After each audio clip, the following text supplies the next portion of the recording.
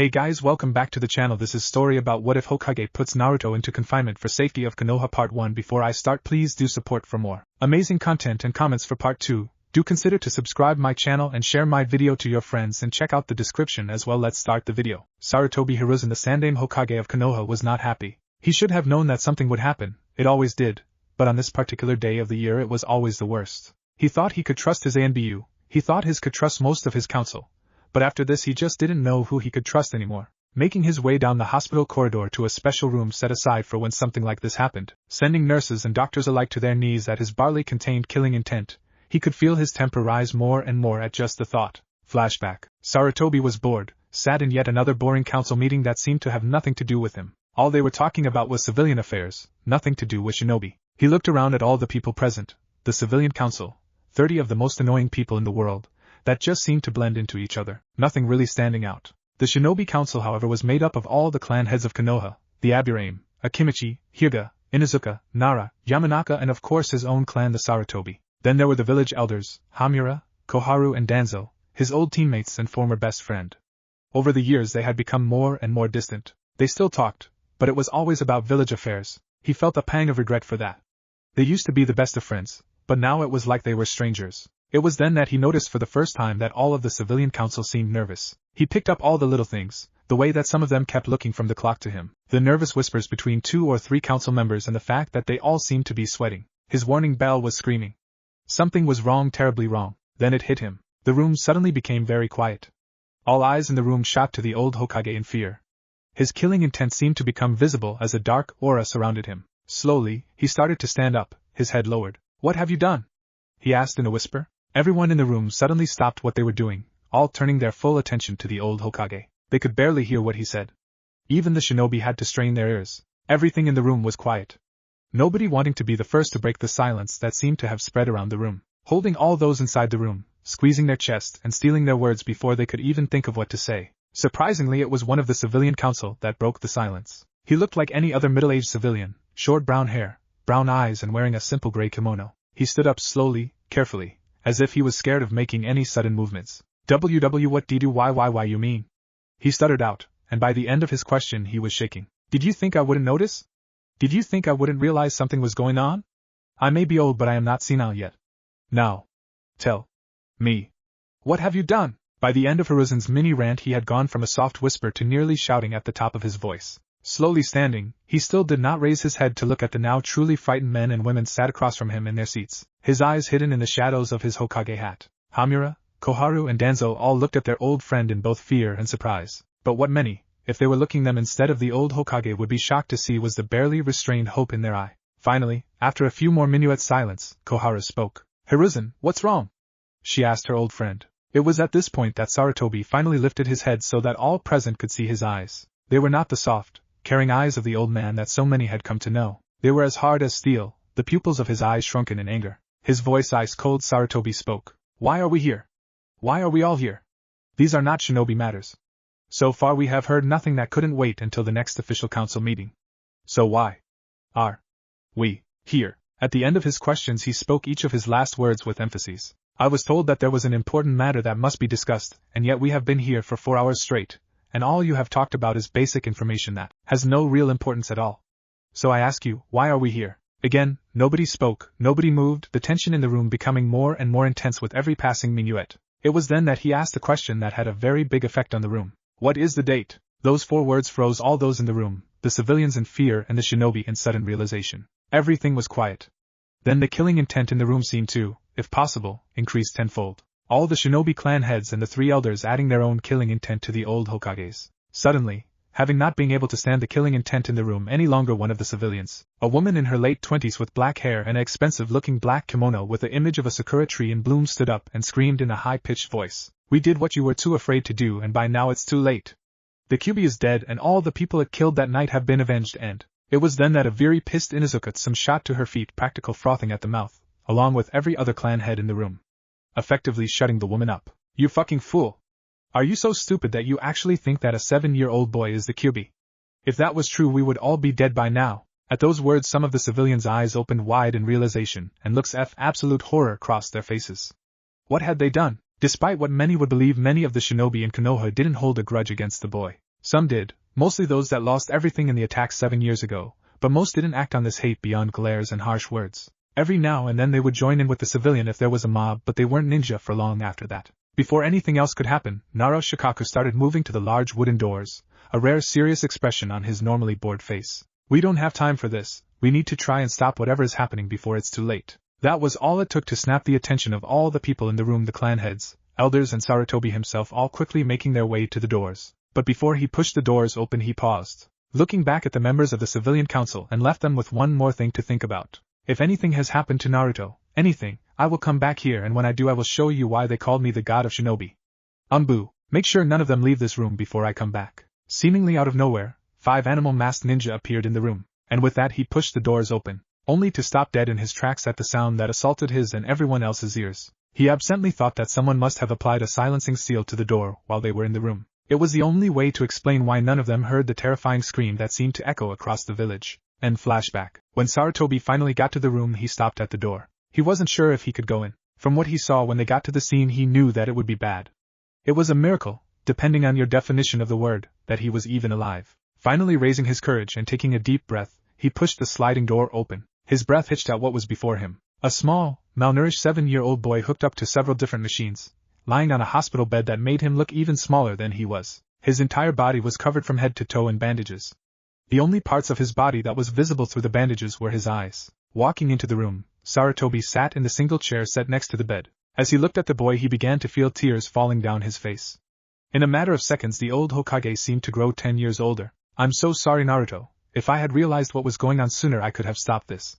You should never have had to go through that, no one should. By the time the old shinobi had gotten over his shock from hearing the scream he and all the others were too late. They found the young boy in the middle of a large crowd tied to a log in the center of a large fire. Every now and then someone would throw more wood onto the fire or the occasional bottle at the still screaming boy. But what really got to the group that had just arrived on the scene was that the boy seemed to be healing at the same rate he was burning. Whatever clothes he had been wearing was burned away long ago, giving a clear view of the young child's skin as it sizzled away then grew back. And then they noticed something that really made them sick. He was still conscious, still screaming. And those people were just stood there, laughing and cheering. After he had slaughtered half the people in the crowd in a blind rage and sent whoever was left to Ibiki, they had quickly rushed the boy to the hospital. That was 12 hours ago, and in that time they had found out a lot about what had happened. It seemed that the civilian council had managed to round up a small number of his ninja to help them in their vendetta against the boy. As soon as the meeting was underway they had applied a silencing seal to the door. After that they had surprised the AMBU guarding the boy and knocked him out, then moved on to drag the poor boy out of his apartment. The mob had then proceeded to beat the boy to within an inch of his life. When they had their fill of beating the poor boy they tied him to the post, and after some big speech from one Miss Harino that included telling the barely conscious Naruto that the QB was sealed inside him, they had lit the bomb fire. The worst part through was that the boy had been burning for 3 hours straight, the QB trying to heal its prison and attempted to live. But it seemed that even the great QB no Kitsune couldn't heal everything. According to the doctors Naruto had suffered 3rd-degree burns over his entire body, and it seemed that, even though it was healing, his body would never be free of the scars. About 16 hours earlier, Naruto was sat on his bed in his apartment.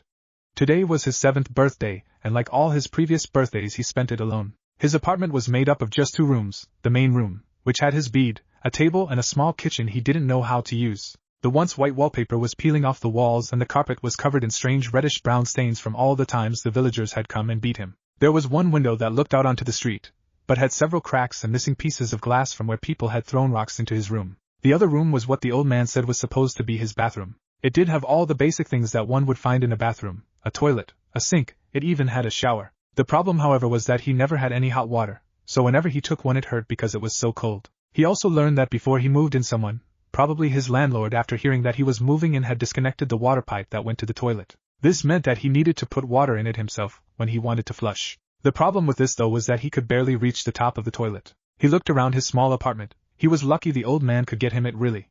Sure it was small, but it's not like he had much stuff, and it was still better than when he was living on the streets. 3 years ago, on his 4th birthday, the orphanage had told him that they didn't have room for him anymore and threw him out, literally. One of the care workers had thrown him out by the scruff of his neck. The first few weeks had been hard but he soon learned which bins would have food and which alleys would have boxes that he could sleep in. But then the villagers had found him. That was when the beatings had started. Luckily the old man had found him.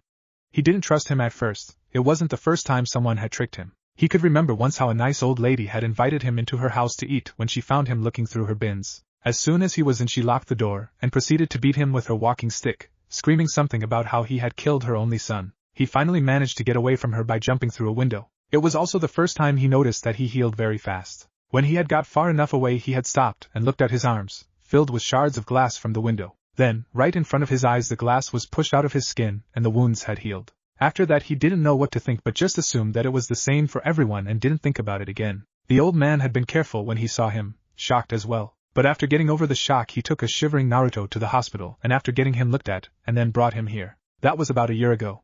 He never left the apartment. All his food was brought to him so he never needed to. Not that it stopped the villagers. The old man would visit him every now and then, but the old man hadn't had time as of late. Naruto didn't know what he actually did but he knew it was important. Lost in his thoughts he didn't even realize that he started singing to himself. Happy birthday to me. Happy birthday to me. Happy birthday Naruto, happy birthday to me. By the end of the song Naruto was shedding silent tears. Why? Why did he have to be alone? Why? Why did the villagers hate him? Why? At the end of his rant Naruto stood up and threw the glass of water in his hand into a wall. Not being able to take it anymore he threw himself onto his bed and sobbed into the mattress. While this was going on ANBU Captain Hatake Kakashi was looking through the window from his perch on the building across the street. His heart ached at the sight before him. No one should have to go through what he had, and defiantly not a young boy. Kakashi had been the boy's guard ever since the Hokage had found the boy in a back alley, half frozen from the cold. When he had first seen the boy in the hospital he thought he was actually dead. The Hokage had called him straight to his office and told him what had happened. He had volunteered to be the boy's bodyguard straight away. The Hokage had agreed but had to set certain rules. The boy was still a civilian after all, and he couldn't actually be given a guard. So they had come up with a solution. Kakashi spent almost all his spare time watching the boy. This made it so he could stop anyone that he could from going after the boy, mostly civilians. But there was a few ninja as well. The only problem with this was that he still needed to go on missions so nobody would realize that the boy actually had protection and not just a passing ANBU. Kakashi knew who the boy's parents were. Really, you would need to be completely blind not to. He had his mother's last name for a start. And as for his father, well, just look at him, he was a carbon copy. The only difference between the two was the skinny frame and whisker marks on his cheeks. So caught up in his thoughts was Kakashi that he didn't notice the black-clad figure behind him. By the time he realized that someone was there it was too late. The next thing Kakashi knew there was felt a sharp pain in the back of his head, and then nothing. After an hour or so of crying Naruto had finally fallen asleep. His dreams were full of faceless people, villagers. They all had one thing in common, they hurt him. His dreams were always the same, at least that was when he could get to sleep. It was very rare for Naruto to sleep more than an hour at a time. He didn't know why. He just didn't seem to really need to sleep. But when he did it was always the same. He would always have nightmares. Some of them, like the one he was having now, were just of all the times he was mobbed. Other times he had nightmares of strange creatures, odd things.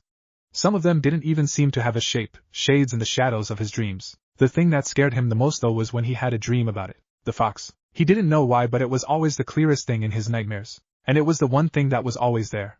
Whenever he slept, no matter what he was dreaming, it would always make an appearance. A large fox, bigger than any building he had seen in Konoha, bigger even than the Hokage monument. With its blood-red fur and teeth larger than a full-grown man it was the most frightening thing he had ever seen. But the most terrifying thing about it was the eyes. Large red pools of moving liquid fire ringed in black with a black slit going down the middle. It was like the two colors were fighting for dominance, a never-ending battle. But it was the eyes that haunted Naruto in his waking hours. They held no real emotion.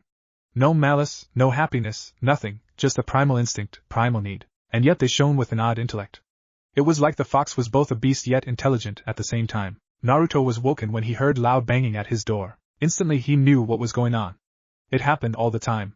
Sitting up in his bed he just stared at the door, waiting. He knew from experience that there was no point in hiding. They always found him. It didn't take them long to get through the door, and when they did Naruto saw a large number of people all crowded in the corridor outside his room. He recognized some of them from previous mobs. The middle-aged fat man that had no hair, the old man with the long white beard and one eye, and then there was the woman with the pink hair. She was a regular when it came to his mobs. Hell, half the time she was the instigator. With her pink hair and green eyes she normally stood out in a crowd. She had on an elegant red dress with a strange white pattern. She looked like she was going out on a night in the town, not leading a mob to a small boy. They just stood there in the doorway for a moment. The pink-haired lady had a smug look on her face, just staring at him. Her voice cold she turned around and went to wait outside. Take it outside. With those 3 words she had broken the floodgates. The men lurched forward and roughly grabbed the boy. Naruto could smell the alcohol on their breath. This was bad. It was always worse when they were drunk. After they dragged him outside Naruto saw more people. This was very bad. There had never been this many people before. For the next half hour the mob proceeded to beat, stab and bludgeon the small boy until there seemed there was nothing left to hurt. Throughout the whole experience Naruto never made a sound, not even to scream. He wouldn't give them the satisfaction. This just seemed to make them angrier, but as soon as they stopped he started to heal. It was then that the pink-haired woman came back into view. Tie him to the post. Again Naruto was hurled up and dragged to a post that someone had stuck to the ground and built a bomb fire around it. Now, Naruto might be young but even he could see what was going to happen.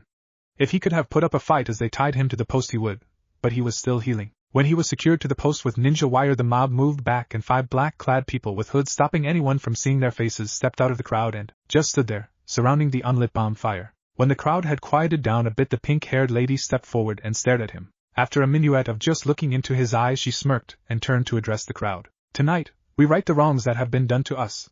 Tonight, we take our revenge on this thing. At this point she throws her right arm out towards Naruto.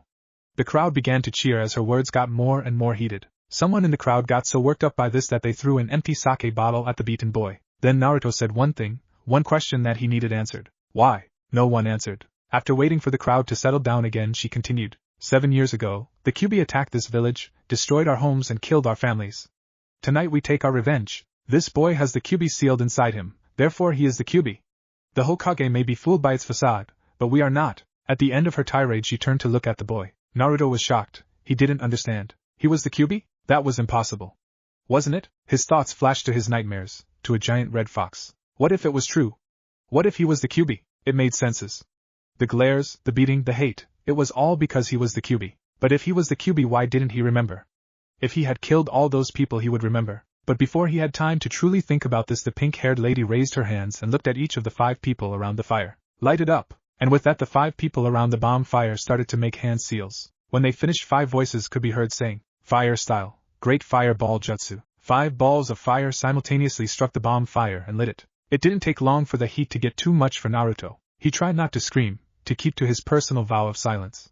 But he just couldn't. He let it out. All the years of pain that these people had caused him, all the things they had done, he just let it all out. He screamed. He screamed so loud that it actually made them stop cheering for a moment.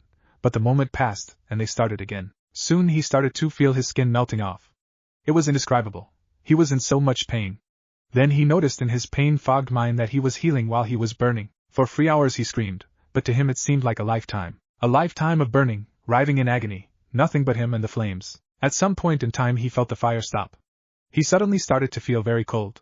He had become so used to the heat that he couldn't stop shivering. The last thing he saw before he finally slipped into the abyss that was his mind was the old man, looking down on him with a sad face. When Naruto woke up he didn't know where he was, and he didn't care. There was no pain. He was numb.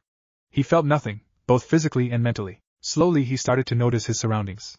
He was in some sort of huge, underground cavern, solid stone wall all around him and a barely visible stone roof. To one side he noticed a giant gate. The weird thing was that it seemed to be held shut with nothing more than a piece of paper. As he stood up he realized that he was knee-deep in some kind of strange in water.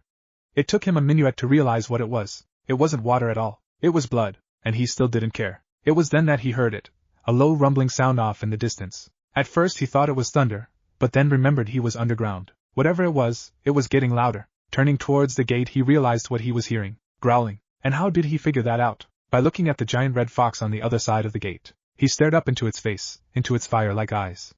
The eyes that had haunted his nightmares for as long as he could remember. And for the first time they didn't scare him. He felt empty, numb. The two just stared at each other for what felt like hours, until finally, ha ha ha ha ha ha ha ha ha ha. It was strange to see a fox laugh.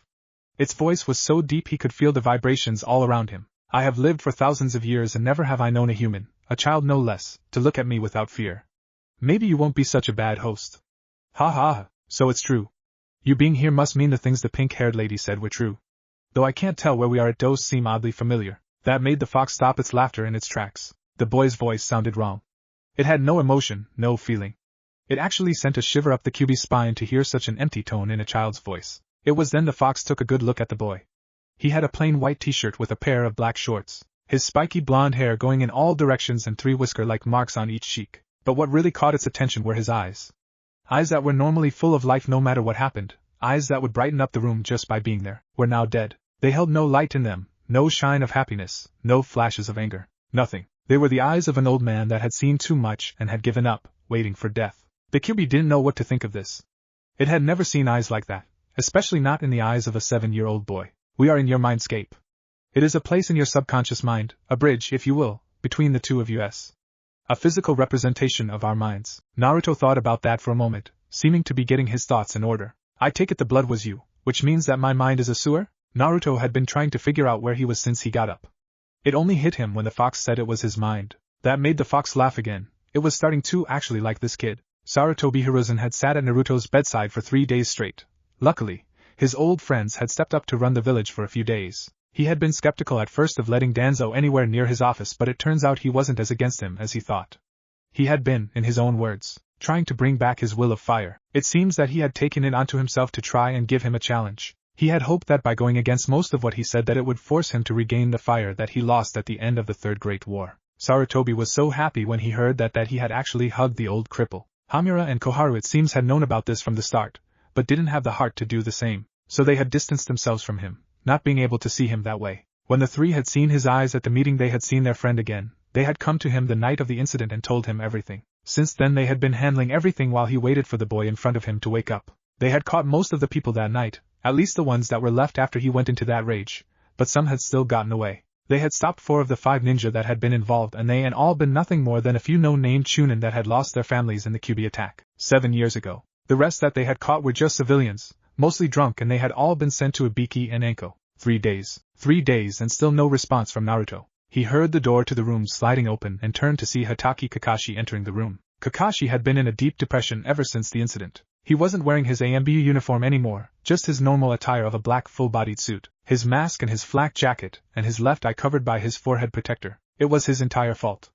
If he had been paying attention, this would never have happened, to have been jumped by some no-name chunin. By the time he had come to, it was too late. The damage was done. He had woken up just in time to see the Hokage go berserk and slaughter all those people. He was found on the same roof he had been sat watching over Naruto with his hands tied in ninja wire. After hearing what had happened and a quick talk with the Hokage, he had come to the memorial stone and just stood there, looking at the names of his old teammate and sensei. "I'm so sorry, Minato, Obito, I failed again," he whispered to the air. He hadn't moved for 3 days, just looking at the same names. Finally, he decided that it was time to see if Naruto was okay. Turning his back to the stone, he took off of the hospital. The first thing Sarutobi thought when he saw Kakashi was that he looked even more tired than he did. The bags under his eye only seemed to emphasize this fact. His shoulders slumped, and facing the ground he slowly walked into the room and stood next to the Hokage, looking at the boy lying in the bed. "I don't blame you, Kakashi.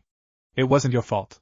They got around all of us and you couldn't have known other ninja were going to come." Kakashi didn't react to the Hokage's words. He just stood there, staring at Naruto.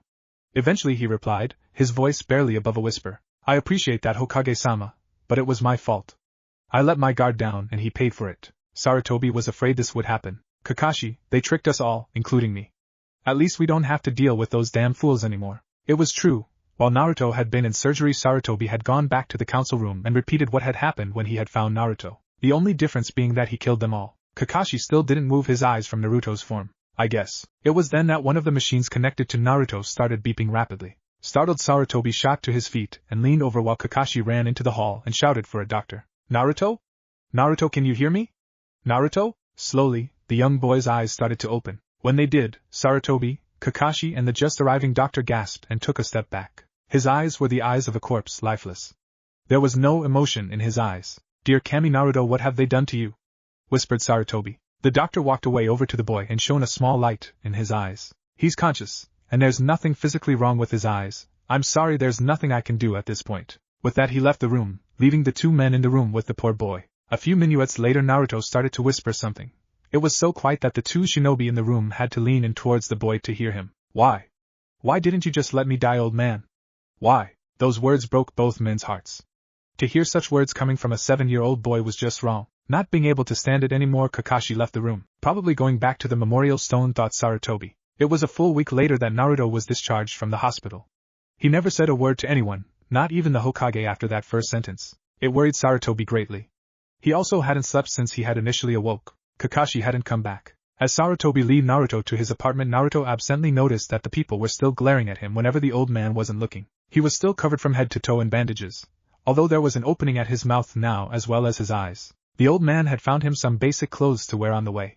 Ironically, the same clothes he had when in his mindscape talking to Kyuubi. Sarutobi had tried to talk to him about the Kyuubi, but Naruto would just stare off into space, not saying a word. When they got to the apartment, Sarutobi stayed with Naruto for an hour or so, making sure the boy was okay. Naruto had just gone about his business as if he wasn't even there. At least one good thing came out of this, thought Sarutobi. With the civilian council gone, he was completely in charge of the village until a new one could be found, meaning that starting tomorrow night Naruto would get a full AMBU guard watching over him. He had asked Kakashi to be the team leader, but the man had refused, saying that he couldn't look after him anymore when he let him down like that. Eventually Sarutobi had to go back to work. He had been away for too long as it was. Saying goodbye to the unresponsive boy, he left the apartment, shaking his head at the thought of what had been done to the boy. As the day turned to night, you could find Naruto in the same spot he had been the night when they had come for him, just staring into an empty corner of the room. It was at this point that his door opened. He hadn't locked it. He didn't see any point. It never stopped them before. Stood in the doorway with an insane grin on her face was the pink-haired lady. It seemed that she was one of the few that got away. It was then that he saw the knife in her hand. Why didn't you just die? It was all planned out. I was going to be the one that lead the people to the destruction of the Kyuubi. I was going to be a hero, but you just wouldn't die. As she was saying this, she had moved further into the room, and by the end she had stopped right in front of Naruto and stabbed the boy in the chest with her knife. Naruto didn't react at all, not even flinching as the knife went into his heart. He just kept staring at the same corner. This just made the woman angrier, and so she kept stabbing, each time repeating the same word over and over again. Die. Die. Die. Die. Die. Die. Die. It was then that something inside Naruto snapped. Before the woman could stab him again, he grabbed her by the wrist with the hand that held the knife, and in one quick movement broke it. The lady was so shocked that she just stood there staring at her wrist for a full minuet. Then she started to scream, but before she could get to a decent volume, Naruto had pushed her to the ground and placed one of his hands over her mouth. Looking up into the young boy's eyes, the lady suddenly stopped her struggling and froze in terror. They weren't empty anymore. They were filled with an insane glee at what was about to happen. The boy started to laugh, just a low chuckle at first, but soon building up to full-blown hysterics. After a minuet of laughing, he stopped and leaned closer to her ear and said, "Will you walk into my parlor?" Said the spider to the fly, "'Tis the prettiest little parlor that ever you did spy. The way into my parlor is up a winding stair, and I've a many curious things to show when you're there." And with that, the small boy's body started to change before her eyes. Flashback. Naruto just stared at the giant fox in front of him. He still had that blank look on his face. "Why?" asked the blonde. Not sure what the Kyuubi was trying to do, the fox just looked down at the boy in front of it with an amused gleam in its eyes. "Because it would amuse me, and you need all the help you can get. You're weak, it's pathetic really, and you'll just give me a never-seen-before bloodline with no strings attached?" The fox looked thoughtful for a moment, then its eyes took on a slight shine. "Well, there is one thing I want." The fox paused here, seeing how Naruto would react. At a small nod from the boy, it continued, "I want for your people to remember why they should fear me. I want you to show them why my name is so feared. Do that and we will call it even. Just spread a little case." By the end, Kyuubi's grin was so big it looked painful. "That's it. That's it," the Kyuubi replied with a nod. Naruto thought about it for a moment, then agreed. What harm could it do? Okay. With that, the Kyuubi sent as much of its chakra through the bars and into the boy as possible. After a few minuets of that, it pulled back, slightly winded. "It's done. So what can I do?" "You can be anything." Naruto looked at the fox for a moment. "Isn't that just what parents tell their kids to make them feel good?" The fox looked at the boy, trying to tell if he was serious, a large sweat drop appearing at the back of its head. "Yes, it is. But in this case it's literal. I basically gave you the ability to shapeshift. Its only limit is your imagination." Naruto thought about that for a minuet. That sounded useful, to be able to change into practically anything. "How does it work?" "It's simple enough. Just picture a form in your head and channel chakra through your body. And I can be anything?" "Well, there will be limits. Nothing too big, and the more complex it is, the harder it will be. Oh, and if you're not careful, you could lose control and go on a killing spree. Doesn't that sound fun?" Naruto just stared at the fox for a moment.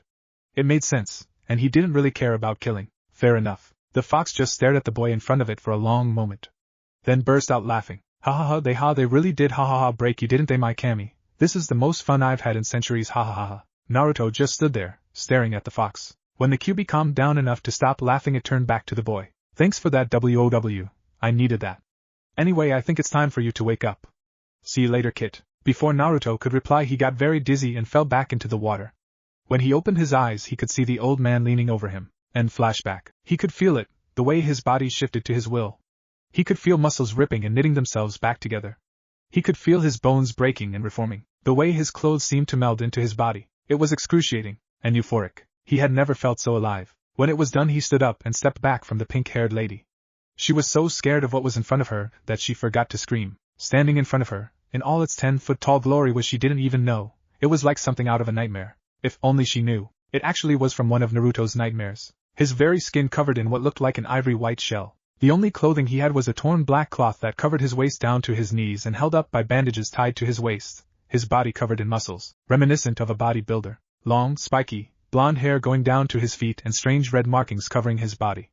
His hands were huge with long, bony fingers tipped in vicious claws. He had what seemed to be spikes growing out of his shoulders and a long tail coming out the base of his spine, the end of which was a deep crimson, as if it had been dipped in blood. But what really scared her was his face and chest. A demonized skull-like mask covered his whole face with long, sharp teeth and what seemed to be spread in a horrifying grin and more of the red markings on the left side of its face. Cold yellow eyes ringed in black with a sick glee shining in their eyes, and a hole in the center of his chest where his heart should be. Naruto just stood there a moment to admire himself. This had been one of the creatures he had seen in his nightmares. It looked just like it, down to the last detail. He laughed. He couldn't stop himself. He absently noted that his voice had a strange echo to it, as if more than one voice was talking at the same time. The irony, for years this creature had haunted his nights, now it would haunt others as well. Without saying a word he bent down and grabbed the pink-haired lady by her throat, lifting her up easily with one hand above his head, and with no effort at all threw her through the window and into the street outside. Jumping out after her he slowly made his way over to her broken body. She was covered in cuts and broken glass from being sent through the window. Both her arms were bent in odd ways, obviously broken in several places. She was still conscious, but only just. He couldn't have that. He wanted her fully aware for what he was going to do. Quicker than most eyes could see he speared her through the abdomen with his tail.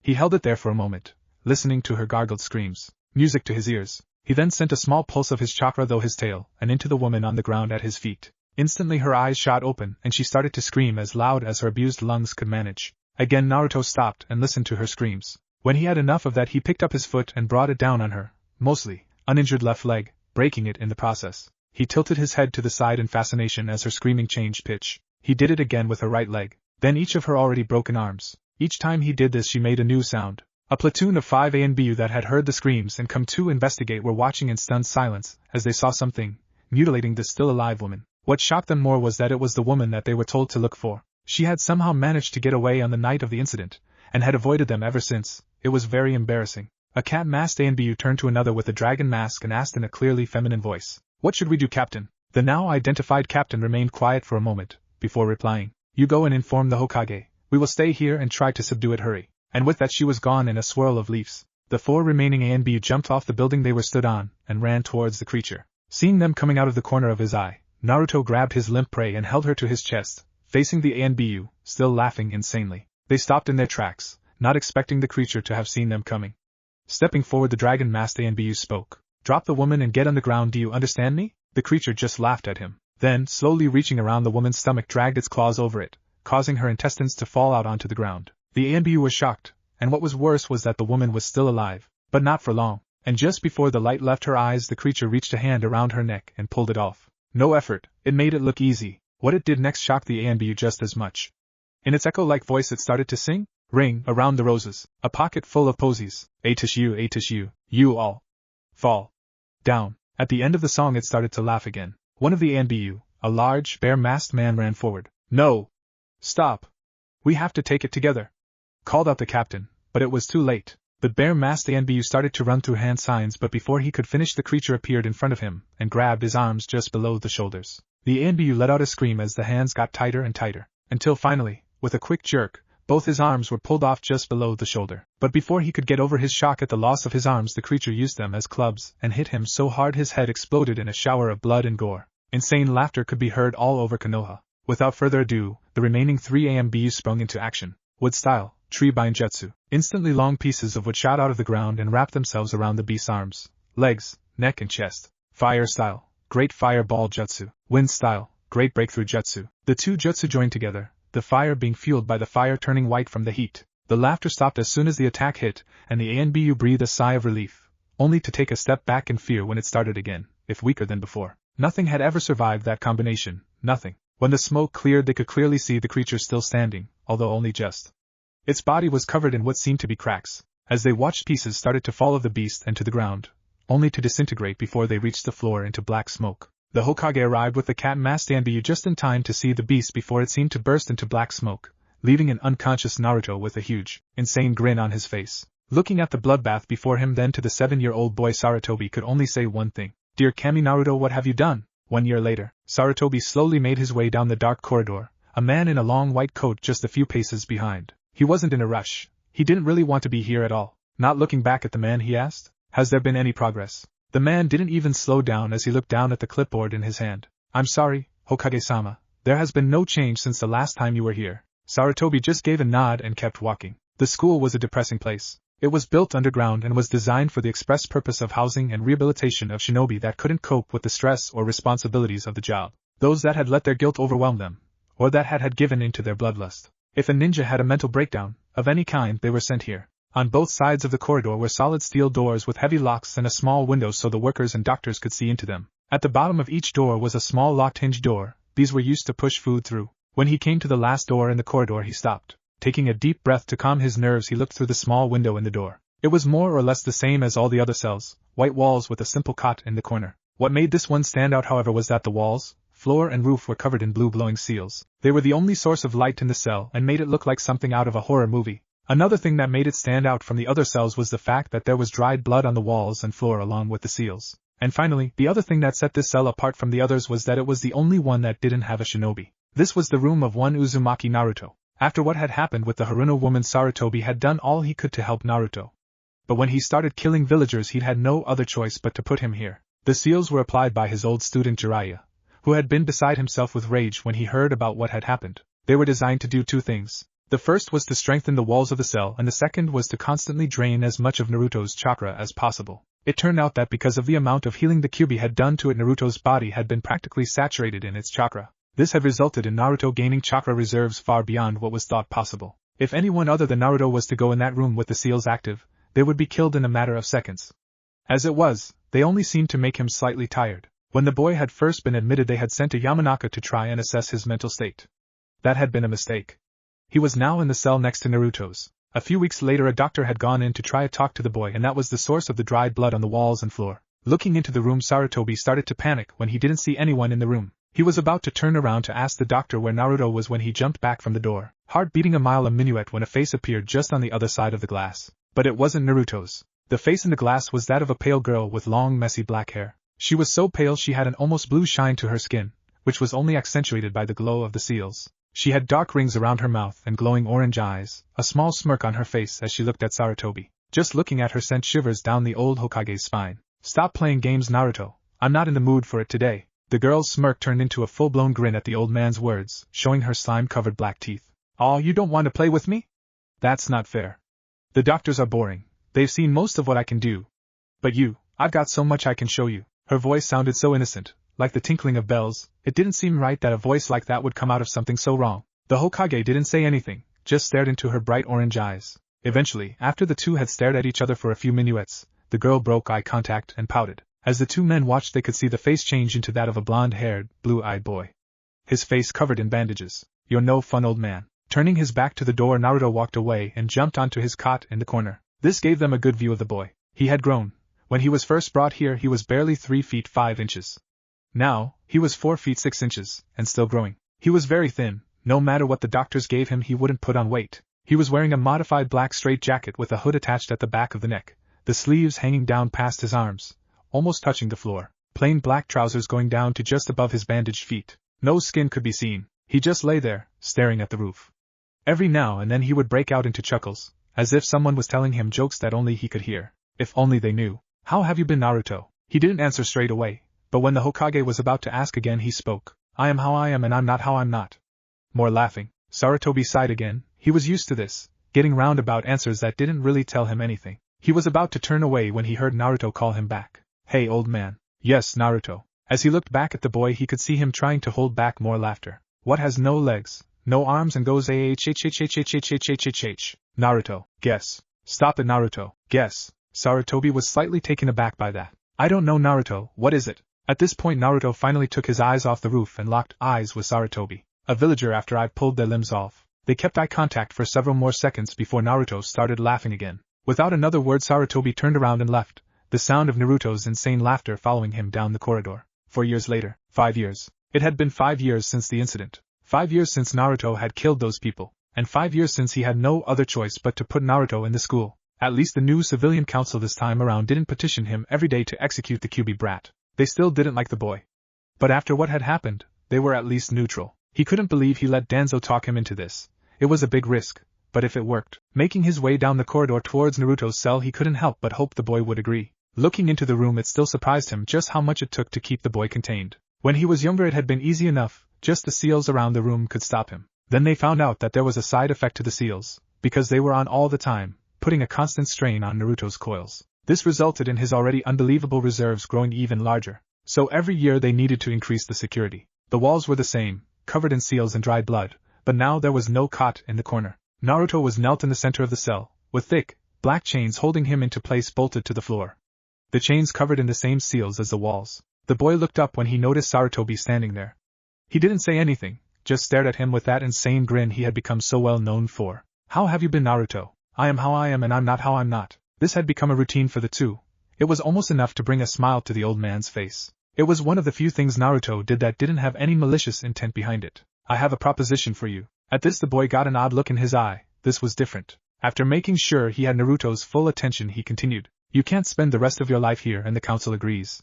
So we have decided to offer you a chance to become a ninja of Konoha. There was a moment of silence before Naruto's grin spread even wider. I'm listening. You would need to behave. No killing, or mauling, civilian, clients, classmates, teammates, teachers or other shinobi of the leaf. I think I could do that. This brought a smile to the old man's face. He had agreed. Good, I will be back soon to take you to the academy to meet the other genin. As you don't know the academy jutsu, you will be allowed to skip the exam, seeing as you are well you. I don't think you will have a problem. As he turned to go and fill in the necessary paperwork, he stopped when Naruto asked him a question. Hey, old man, I can still kill other ninja, right? At the end of this he was starting to chuckle to himself. Sarutobi thought about that for a moment before saying, Yes, Naruto, you can kill other ninja. And with that he left, listening to Naruto's laughter and thinking about what he was about to unleash on the shinobi world. As Yumino Irika stood in front of his classroom, he could already feel the headache coming on. It was the last day, and they still wouldn't be quiet. Taking a big breath, he did the hand sign for his infamous big head jutsu. Shut the hell up, you brats. Instantly everything went quiet. That's better. Now, as you know, today is the day you are sorted into your 3-man teams. The problem with this is that we are one person short. However, the Hokage has found a suitable candidate, and will be bringing them here in a few minutes. So I want you all on your best behavior. At hearing that there would be someone new, the class burst into whispers. Whoever it was, if they were handpicked by the Hokage himself, then they must be strong. It even got the attention of one Uchiha Sasuke. Finally, someone that might give me a challenge. It was at this point that Inuzuka Kiba decided to share his thoughts. Wait a minuet, what about the exam? We all took it. It's not fair if this new guy doesn't. Calm down, Kiba. There are special circumstances that not even I know about. But when they get here you can ask them yourself. That seemed to satisfy the boy for the time being. It was a few minutes later that a knock was heard at the door. The class fell silent again as Irika went to open it. Welcome, Hokage-sama. Thank you for taking the time out of your day to come. It's no problem, Irika. After the old Hokage walked into the room, the class could see the boy stood behind him. He was tall, very tall, and skinny. At 6 feet 3 inches he was the tallest 12-year-old any of them had ever seen. But because of the way he stood slightly hunched over, it was hard to tell. He had on a strange black jacket with what looked like buckles all over it, a hood sewed into the back of the neck and sleeves that went down past his hands and to his knees, long spiky blonde hair that went to just above his waist and bandages covering any exposed flesh from view. The only parts of his face that could be seen were his blue eyes and his mouth that had a huge grin on his face. It actually unnerved them a little. It was at this point that they saw Irika. He was backed against the wall, staring at the boy in front of him with wide fear-filled eyes. Seeing his reaction, Sarutobi told the now clearly terrified man, Don't worry, Irika, Naruto has promised me he will behave himself. This did calm the man a little. If there was one thing known about the boy, it was that he has never broken his word. It was a mystery. No matter how insane he was, he still had some kind of moral code. Unfortunately, nobody knew what most of it was except the boy and maybe the Hokage. But he was still not sure this was a good idea. Are you sure, Hokage-sama? Very, you have nothing to worry about, isn't that right, Naruto? Naruto? When the boy didn't answer, the old man turned to face the boy. But he wasn't there. Quickly looking around, he spotted the boy crouched on a desk staring down at Sasuke, their faces only inches apart. The class and Irika were stunned. They hadn't even seen him move. When Sasuke had gotten over his own shock, he asked in a clearly irritated voice, What are you looking at? Naruto just kept staring. When Sasuke had enough, he was about to ask again, and that was when Naruto asked, Did you know you have a duck ass on your head? At this the class burst out laughing, all except for the Uchiha and a few of his fangirls. But when Sasuke made a grab at him, he was already back next to the Hokage. Naruto, you said you would behave. Naruto turned his face to look at him, and replied, No, I said I wouldn't kill, maim or permanently break them. You never said anything about behaving. The class was shocked at his words, to talk about such things without any hesitation. What the hell was wrong with this guy? Sarutobi took a deep breath, then let it out slowly. At least he didn't kill anyone yet. Just introduce yourself so we can move on, please. Whatever, old man. Shocking the class yet again at his disrespect. My name is Uzumaki Naruto. I like what I like and I hate what I hate, though nothing I hate seems to be around for long when I hate it. After saying this he broke out into giggles. I don't have a dream or goal in my life, because quite frankly, I don't actually have any will to live, ha ha ha. After seeing their faces when he said this he couldn't hold it in any longer, he laughed. With the introduction out of the way Naruto just sat on the floor where he was. Deciding to humor him the Hokage nodded to Iruka to continue with the team placements. Alright, well then. Team 1 will be comprised of. It went on like that for several minuets. Team 7, Uchiha Sasuke, Haruno Sakura and Inuzuka Kiba under Hatake Kakashi. When Iruka had said her name Sakura had jumped up screaming about true love. It was then that Naruto saw her, and grinned wider. When Sakura had calmed down Iruka had continued. Team 8, Hyuga Hinata, Aburame Shino and Uzumaki Naruto, under Yohi Kurenai. And finally, Team 10, Akimichi Choji, Nara Shikamaru and Yamanaka Ino under Sarutobi Asuma. When he finished reading out the names he put down the list and said, I want you to know that I am proud of all of you and that I expect great things from you all, and remember, you are all shinobi of the leaf now. That is a big responsibility. I trust you to act accordingly. Your new instructors will be here soon to pick you up. And with that both Iruka and the Hokage left the room, Iruka looking back over his shoulder as he went, then closing the door behind him, leaving the class alone with Naruto. They all looked at him for a moment, and he just looked back with that huge grin on his face. I think I'm going to enjoy this. Yohi Kurenai was a beautiful woman, no one could or would argue with that. She was an average height at 5 feet 6 inches, with long brown hair that cascaded down her back and a wonderful figure that was the envy of almost every woman in Konoha. Her clothes were made of what appeared to be bandages, with one red sleeve, white shorts and a mesh undershirt. She wore almost no makeup, just some red lipstick and blue eyeshadow, and with her exotic red eyes she was without a doubt one of the most beautiful ninja in the village. She was also very nervous. Even if the Hokage had assured her that he was somewhat safe to be around, she was still nervous. Flashback 5 hours earlier. Hokage-sama, you can't be serious. That boy is dangerous. Kurenai had an incredulous look on her face. Maybe the old man's age was finally catching up to him. They were currently in the Hokage office, and he had just told her that Naruto would be on her genin team. She knew of the boy. Hell, everyone knew of him. She didn't blame him for being the QB container. If anything, she felt sorry for him. But he was put in the school for a reason. Kurenai, calm down. I know what I am doing. Do you think that I would put your other students at risk? Despite what many think, he is not as dangerous as the villagers would like you to believe. With all due respect, he was put in the school for a reason, Hokage-sama. He killed innocent people. How could you say he is not as dangerous as they say? Sarutobi looked at her for a long minuet before he sighed. Kurenai, I'm disappointed in you. Those words shocked her. But before she could say anything he continued. As a ninja you should always look underneath the underneath. And as an intelligence gatherer you should know better than to listen to hearsay from a group of bitter villagers. Did it ever occur to you that if those villagers were innocent that Naruto would have been put to death? Kurenai's eyes widened at the implications. But if that's true, I don't understand. I thought you put him in the school because he was dangerous? I did, but at the time there were too many holes, too many things that didn't add up, so I looked into it further. It turns out that Naruto, in the few weeks leading up to him being put in the school, never technically did anything wrong. Kurenai was about to object to this, but again the Hokage continued before she could. In the case of Miss Haruno, self-defense, there was never any doubt about that.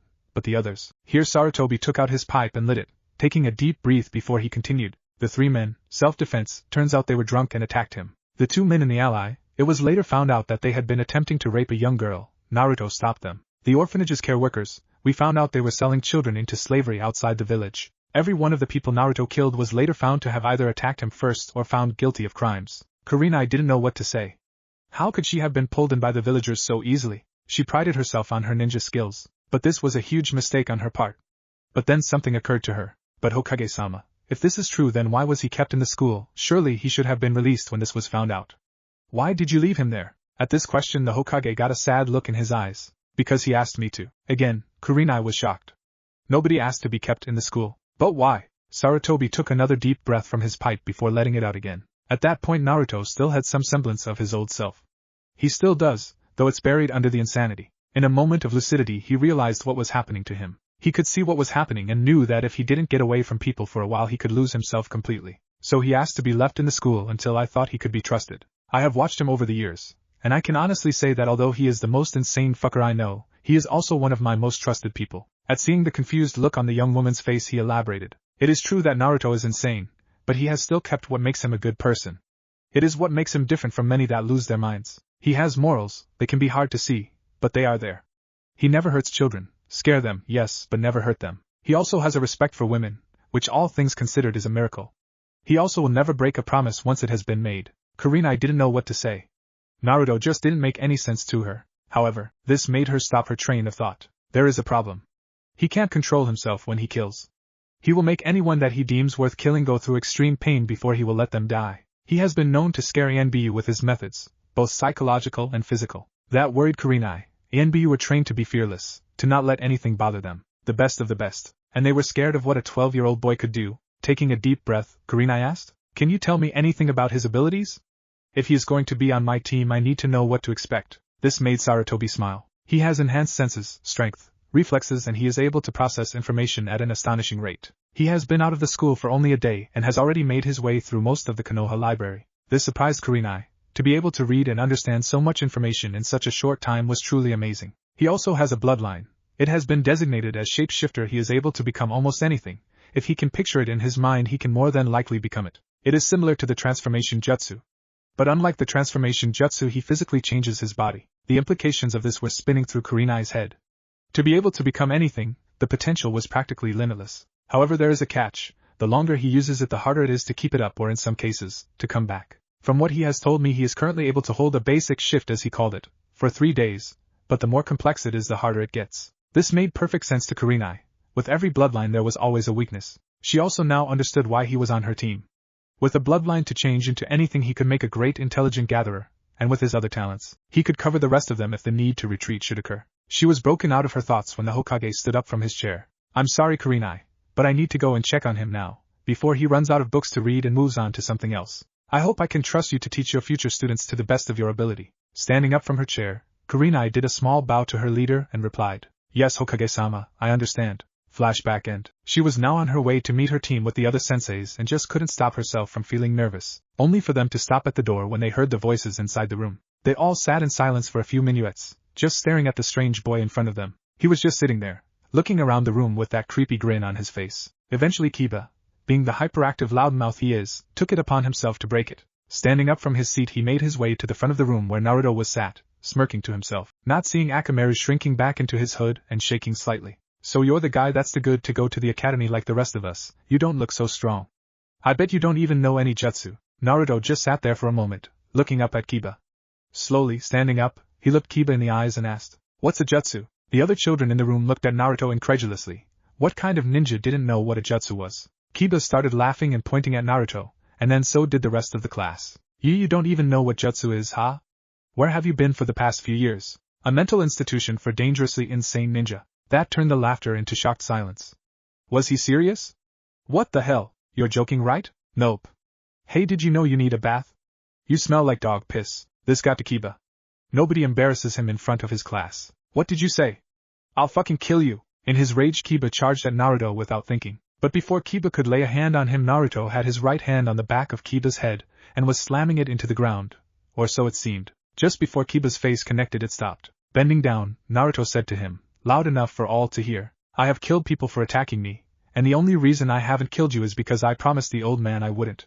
Think yourself lucky." And with that he let Kiba fall to the ground, his grin still on his face. Kiba shuffled away as quick as possible, and then made his way back to his seat. The room was quiet again, no one knowing what to say after that. What no one expected though was for Sakura to slowly make her way over to Naruto, trying to tell her old friend to come back. When she was in front of him, she asked, "You said your name was Naruto?" At his nod she continued, "My dad said that if I was ever to meet you to say that we are sorry for my mother's actions to you and to ask for forgiveness, but he never said why." She let the question hang, hoping he would explain. Naruto just gave her an odd look for a minuet, before his grin faded into a genuine smile. "Thank you, and tell your father that there is nothing to forgive. Her actions were her own, and I hold no grudge against you or your family." At hearing this, Sakura let out a breath she didn't know she was holding. "As for what she did, I can honestly say that your mother made me what I am today." When he said this, his grin returned in full force. It sent a shiver up her spine, as well as all those in the room. But before anyone could comment further on this, the door opened and a group of people walked into the room. One by one they introduced themselves as the senseis and took their respective teams out of the room. "Team 8, I'm your Jounin sensei, Yohi Kurenai. Please follow me." With that, Shino, Hinata and Naruto followed her out of the room. They said nothing on their way to the training ground, all lost in their own thoughts. Shino and Hinata didn't know what to think of the boy. He seemed strong, but from what they had seen he was completely out of his mind. Kurenai was trying not to smile. She had heard everything that had gone on in the room and was happy to know that he didn't hold a grudge, or kill the Inuzuka boy for that matter. And Naruto was thinking, "I wonder what that tree tastes like." When they had come to training ground 8, Kurenai motioned for them to sit down. When they were all seated, she spoke. "Right, my name is Yuhi Kurenai. I am 24 years old and am going to be your new sensei. I specialize in genjutsu and my dream is to prove that women can be just as good ninja as men. Now who wants to introduce themselves next? Shino raised his hand and began to speak in a monotone. My name is Abirain Shino and I am 12 years old. I specialize in my clan's jutsu and hope to prove that my clan is not weak just because we use bugs. Nodding at this, Kurenai turned to Hinata. I am Hyuga Hinata. I am 12 years old and ISP specialize in my CL clan's jutsu. I hope to one day unite my clan. Hearing the stutter, Kurenai made a note to introduce the girl to Enko. If anyone could break her of it, it would be her. Turning to her last student, she was surprised to see him tuning a violin. Where the hell had he got a violin? After a minuet he seemed satisfied and spoke. My name is Uzumaki Naruto, and I am 12 years old. I specialize in infiltration and torture, and am currently learning several other things as well. I have nothing I wish to accomplish. At hearing that he was learning other things, Kurenai got interested. What other things are you learning? Looking back up at her from his violin, he said. Well, weapon crafting, seal making, jutsu making and a few different fighting styles that I plan to merge together into my own personal style. Kurenai and the two genin didn't know what to think. Most ninja picked a specialty and stuck with it, but here was Naruto looking at several different aspects like it was nothing. While they stared at him, Naruto had started to play his violin, which, considering his hands were still covered by his sleeves, was impressive. Kurenai didn't know what he was playing. It started off slow but was slowly getting quicker. It was then that Kurenai felt it, the feeling of someone casting a genjutsu. Naruto was channeling huge amount of chakra into the music to act as a wide-scale genjutsu. Smiling to herself, she discreetly cancelled its effects on herself, but not the others.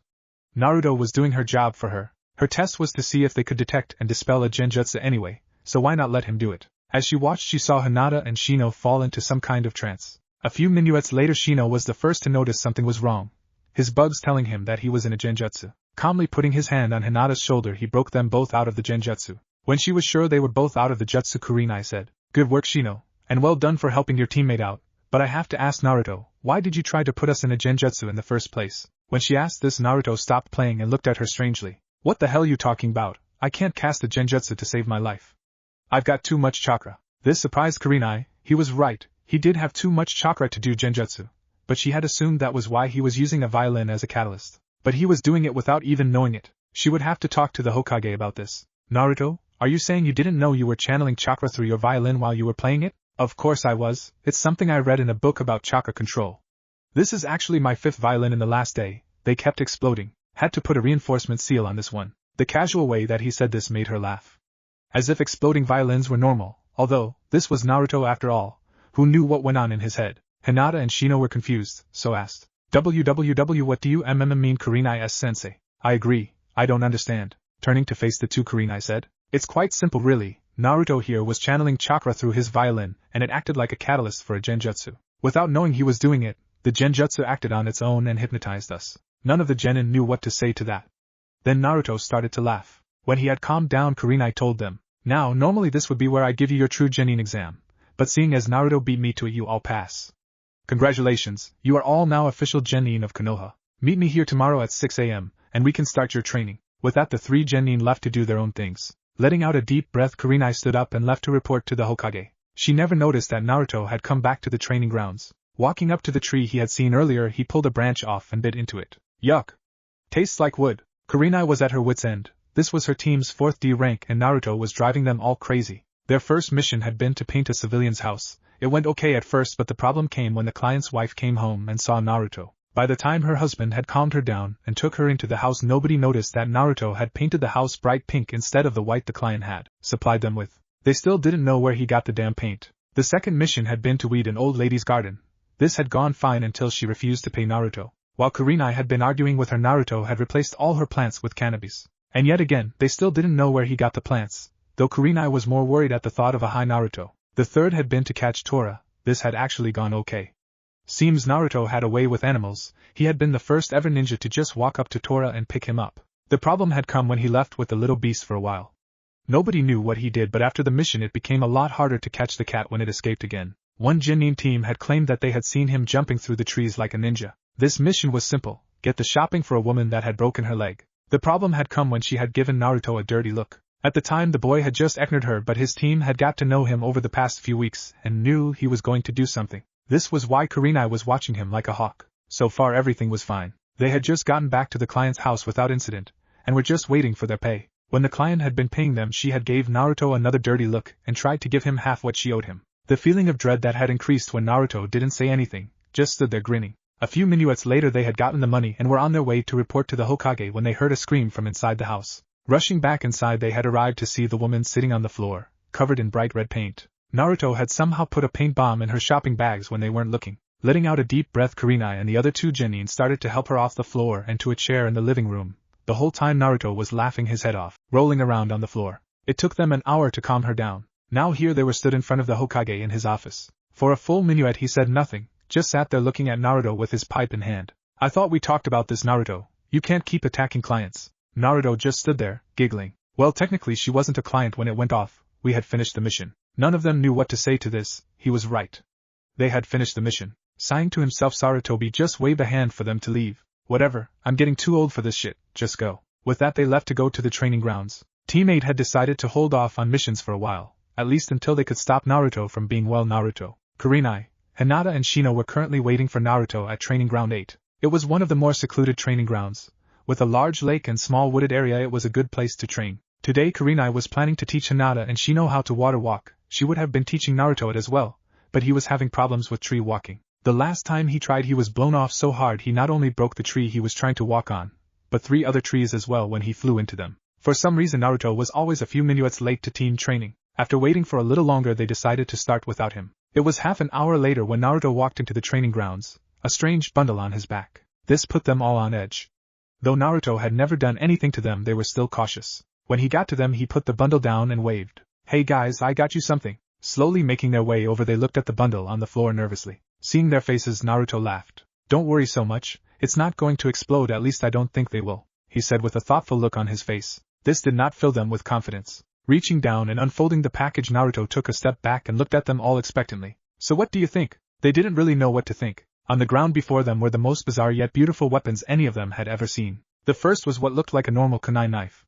But when you looked closely you could see that it was a lot smaller and streamlined than most. It was also attached to some kind of leather straps by a length of ninja wire. The knife itself was also covered in strange markings that they soon realized were seals carved perfectly into the metal. The next was a long metal pipe, about 3 feet in length, with a small needle-like point. On closer inspection they realized that it was hollow, and that there was a small hole in the end. This was also attached to leather straps and was covered in similar seals as the first. The last was a pair of elegant gauntlets.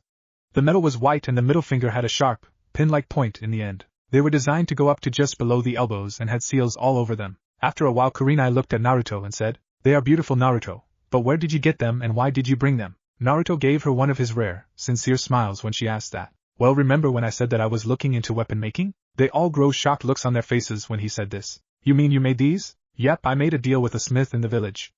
I get to use his workshop and I let him look over some of my designs. Nice guy, open-minded. Naruto seemed to get lost in his own mind for a moment before he continued. Anyway, I brought them here because I made them for you guys.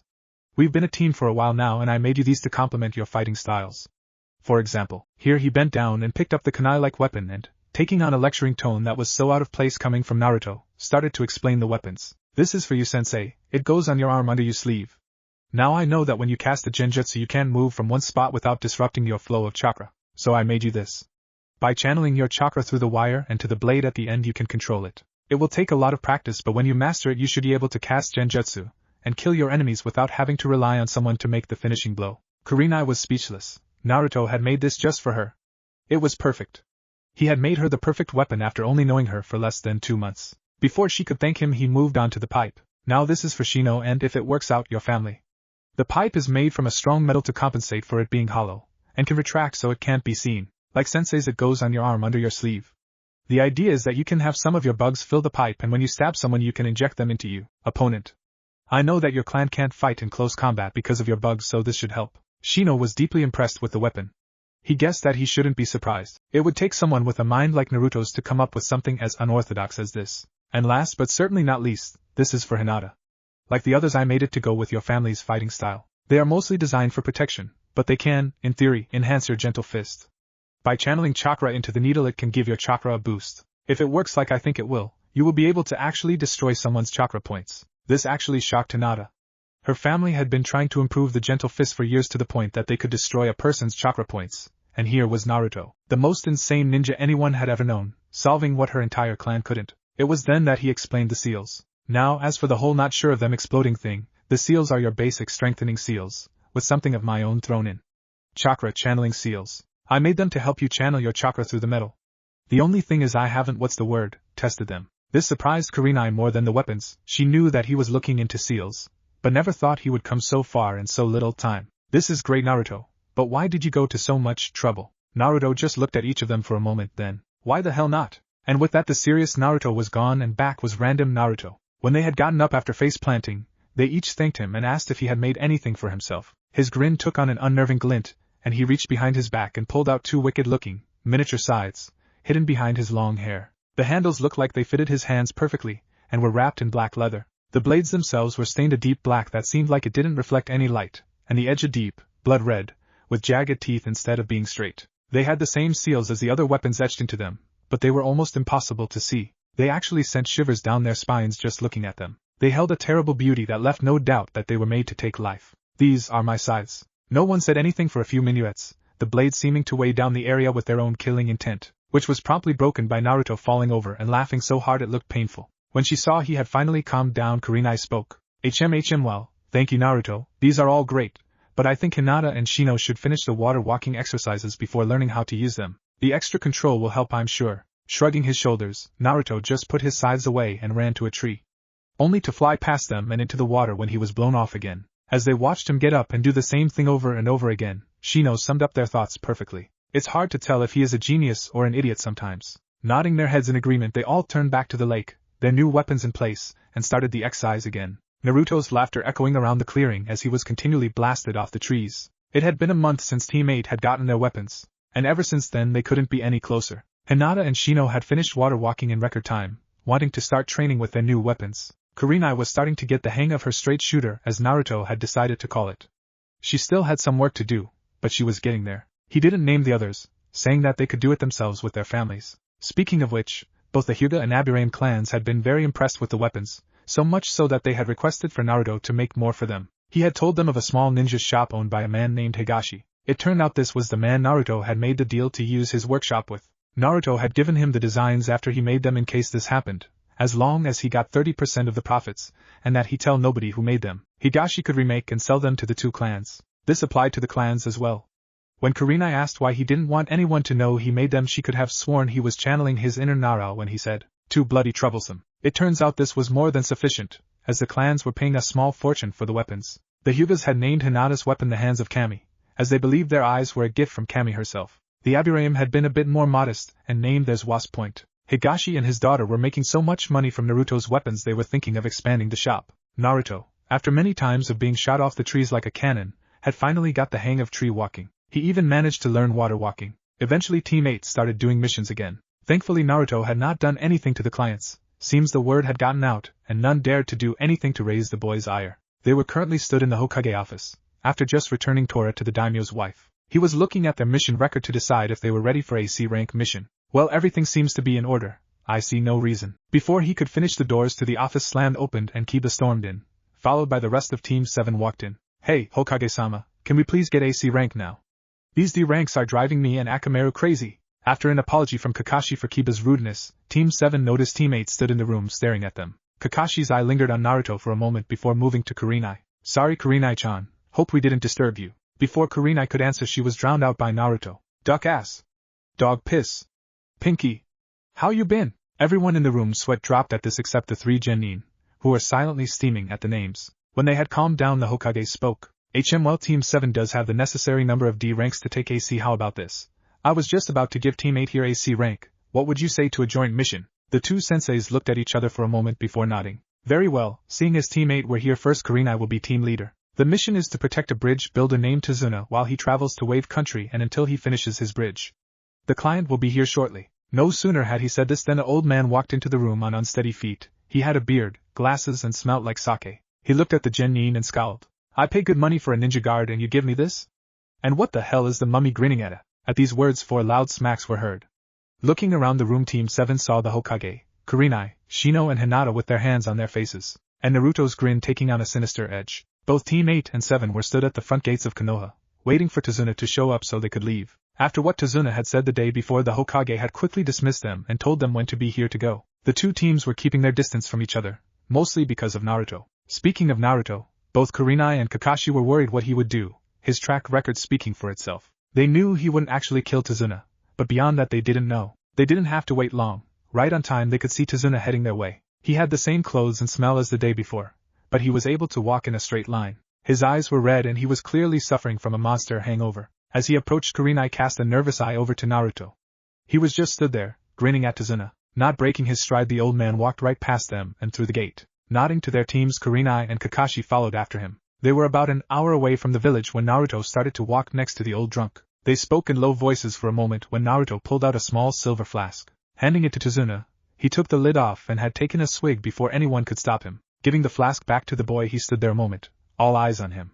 Then his eyes went wide. He opened his mouth and they could all see smoke coming out. It was shortly after this that all the strength left his legs and he fell over. Bending down and lifting the old man onto his shoulder, laughing the whole time, Naruto started to continue heading towards Wave. Walking up to her student, Kurenai asked, "What the hell was in that flask, Naruto?" This caused Naruto to laugh louder, before answering, "Don't worry, he'll wake up in 10 minutes.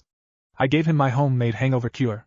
Haha, did you see the smoke? All the ninja present just sweat dropped at the insane boy's antics. Naruto, if this is to get rid of his hangover, then why in the name of Kami is he unconscious? What the hell is in that stuff? Turning around and walking backwards so he was facing them, Naruto got a thoughtful look on his face. Well, let me think. A few herbs, some spices, wasabi, chili powder, and some strange fish I found in the lake at the training grounds. Again they all sweat dropped. Luckily for them they were getting used to Naruto, well as used to him as one could get anyway. They were actually surprised when, exactly 10 minutes later, Tazuna's eyes shot open and he started to run around holding his throat. After being given water, he turned to Kurenai and said in a dry voice, "What the hell did I just fucking drink?" Shaking her head, she just said, "You don't want to know." It was then that Naruto made his appearance. "So drunk, how's the head?" Turning to face the boy to yell at him, Tazuna suddenly realized that his hangover was gone. Without saying anything, Tazuna started walking again, not looking at Naruto. As he passed Kakashi they could all hear him mumbling about stupid mummies and not warning him. That night they had decided to set up camp in a small clearing about 30 feet away from the footpath. Not much had happened since Naruto had so kindly helped Tazuna with his hangover, though the old drunk had refused to say anything since. It was shortly after they had finished setting up their tents that they noticed that Naruto didn't set one up for himself. Sakura, being the ever-curious person she was, took it upon herself to ask him where his tent was. The answer shocked them all and even got Tazuna's attention. "Don't need one. My body produces so much raw chakra that it converts any I don't use into energy. I don't actually need to sleep more than an hour or so a week if I don't use any." None of them knew what to say to this. To have so much chakra that you didn't need to sleep was unheard of. Just how much chakra do you have exactly? Thinking for a moment, Naruto considered how best to answer. Well, according to the old man, about 13 times more than any Kage known to have ever lived. But I can't actually use most of it because I can't control it. Even Tazuna was shocked at this.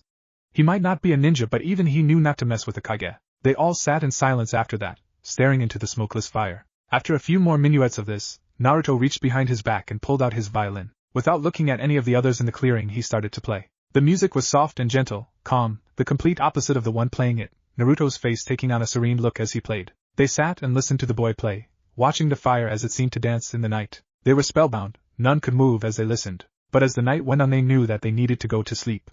One by one they all got up and went to their tents to sleep. The sound of Naruto's violin the last thing they heard as they drifted off. None of them saw the single tear that trailed down Naruto's face as he played into the night. The next day they had all woke up to the sight of Naruto, leaning over a small pile of dead rabbits. After they ate and packed up camp they were on their way. The atmosphere was a lot calmer today. They were spread out in a loose formation and you could hear Sakura talking to Tazuna about Wave Country. It was then that the two Jonin noticed the puddle in the road ahead. The sight of it made Kurenai's blood boil.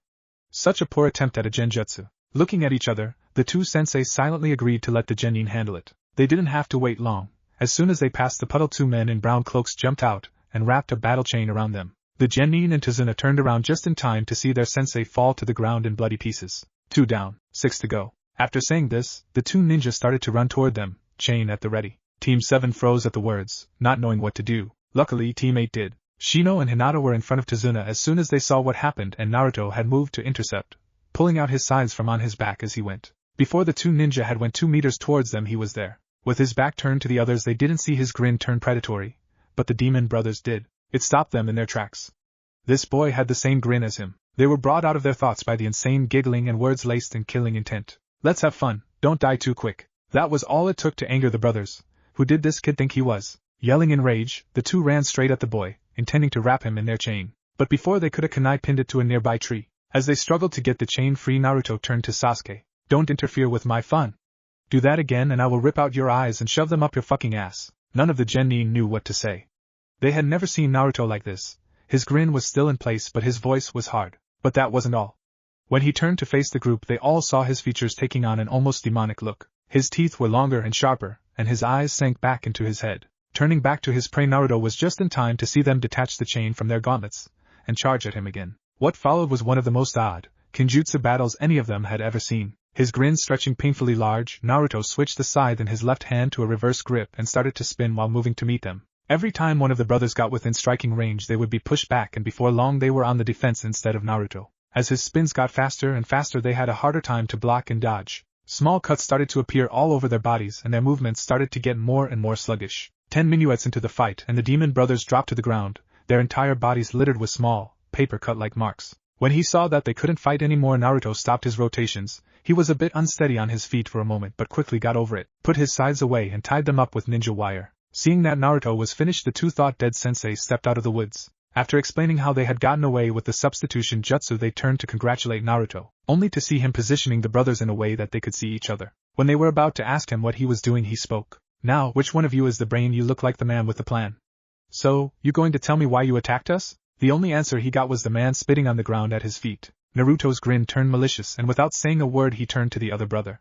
When he was within arm reach he spoke again. I was hoping you would say that. Lifting his hand up for all to see he made his fingers change, turning into long, thin, worm-like creatures. Seeing what the boy was planning, Kurenai quickly cast the genjutsu on the genin and Tazuna so they went blind. But she forgot to make them deaf so they could all hear the man's muffled screams as Naruto lowered his hand to his head, and the worms made their way into his mouth, nose and even under his skin. They could see his skin start to move as the worms spread. Staring in horror at his younger brother, the ninja could only watch as the lines moving under his skin seemed to go into a frenzy. Then, without warning, he stopped screaming and his entire body except for his head exploded in a shower of blood. Turning back to the, now terrified ninja, Naruto slowly made his way over, grinning insanely. Alright. I'll tell you anything you want. For the next few minuets he told them everything, about Gato, Zabuza, everything he knew. When he was done Naruto took out one of his scythes, walked up to him and slit his throat in such a way that it took him several minuets to bleed to death. When the light left his eyes Naruto used his scythe to cut off the head. When he was done Naruto took a sealing scroll from his bag and sealed both the severed heads into it. The blood on his clothes seemed to melt into them, and within minuets he was clean. Kurenai and Kakashi just stared at Naruto, not sure what to think. It was the first time either of them had seen Naruto's bloodline in action, and it scared them what he could do with it. Walking past Naruto, Kakashi did a quick fire jutsu to get rid of what was left of the bodies. Kurenai waited until there was nothing left before she released her jutsu. After a quick talk with Tazuna they decided to continue the mission. For the next few hours before they set up camp for the night no one said a word. Every now and then they would sneak glances at the blonde when they thought he wasn't looking. None of the genin knew exactly what Naruto had done but they knew from the screams it was bad. Kiba could still smell the blood that clung to Naruto like a blanket. Shortly after they finished setting up Naruto left. About an hour later he came back, hair wet and with a deer slung over his shoulder, the smell of blood still strong but from the deer instead of him. They all watched quietly as Naruto sat down on a nearby rock away from the fire and started to skin and prepare the meat from the deer with a small knife he had got from his bag. Every so often throwing a piece into the wood to unseen animals that had been attracted by the smell of blood. It was a clear night and the moon was full, casting an eerie glow on the insane boy as he did his work, humming to himself as he went. When he finished that he went on to stripping the bark off of several branches to cook the meat over the fire. Not being able to stand the silence anymore, Kiba spoke in a quiet voice, drawing the attention of all those present. What the hell did you do to them back there? They only had small cuts. Why did they stop? Naruto, turning to face the dog-like boy, his usual grin in place, answered. Have you ever got a paper cut? Seeing the boy nod his head he continued. They hurt, don't they? Something so small, yet they can hurt as much as a kunai to the gut. Imagine having your entire body covered in them, your face, arms, legs, torso, small cuts all over your body. What do you think would happen? It was Sasuke that answered first. It would start to slow you down, then the more cuts you get the more pain. You can't fight if you are too focused on the pain. Turning his grin to Sasuke, Naruto nodded. Exactly, and when the pain gets too much your body stops on its own, leaving you completely vulnerable. This time it was Kakashi to ask the question. Where did you learn that? I've never heard of anyone fighting like you did, the spinning, the precise aim so you only broke the skin when you cut. It seems like the perfect style for capturing an opponent, while causing the most amount of pain, while at the same time it could be turned into a full-on offensive at a moment's notice, capable of quickly overpowering anyone that doesn't know how to counter. Naruto just nodded at the assessment of his style. Yep, sounds about right.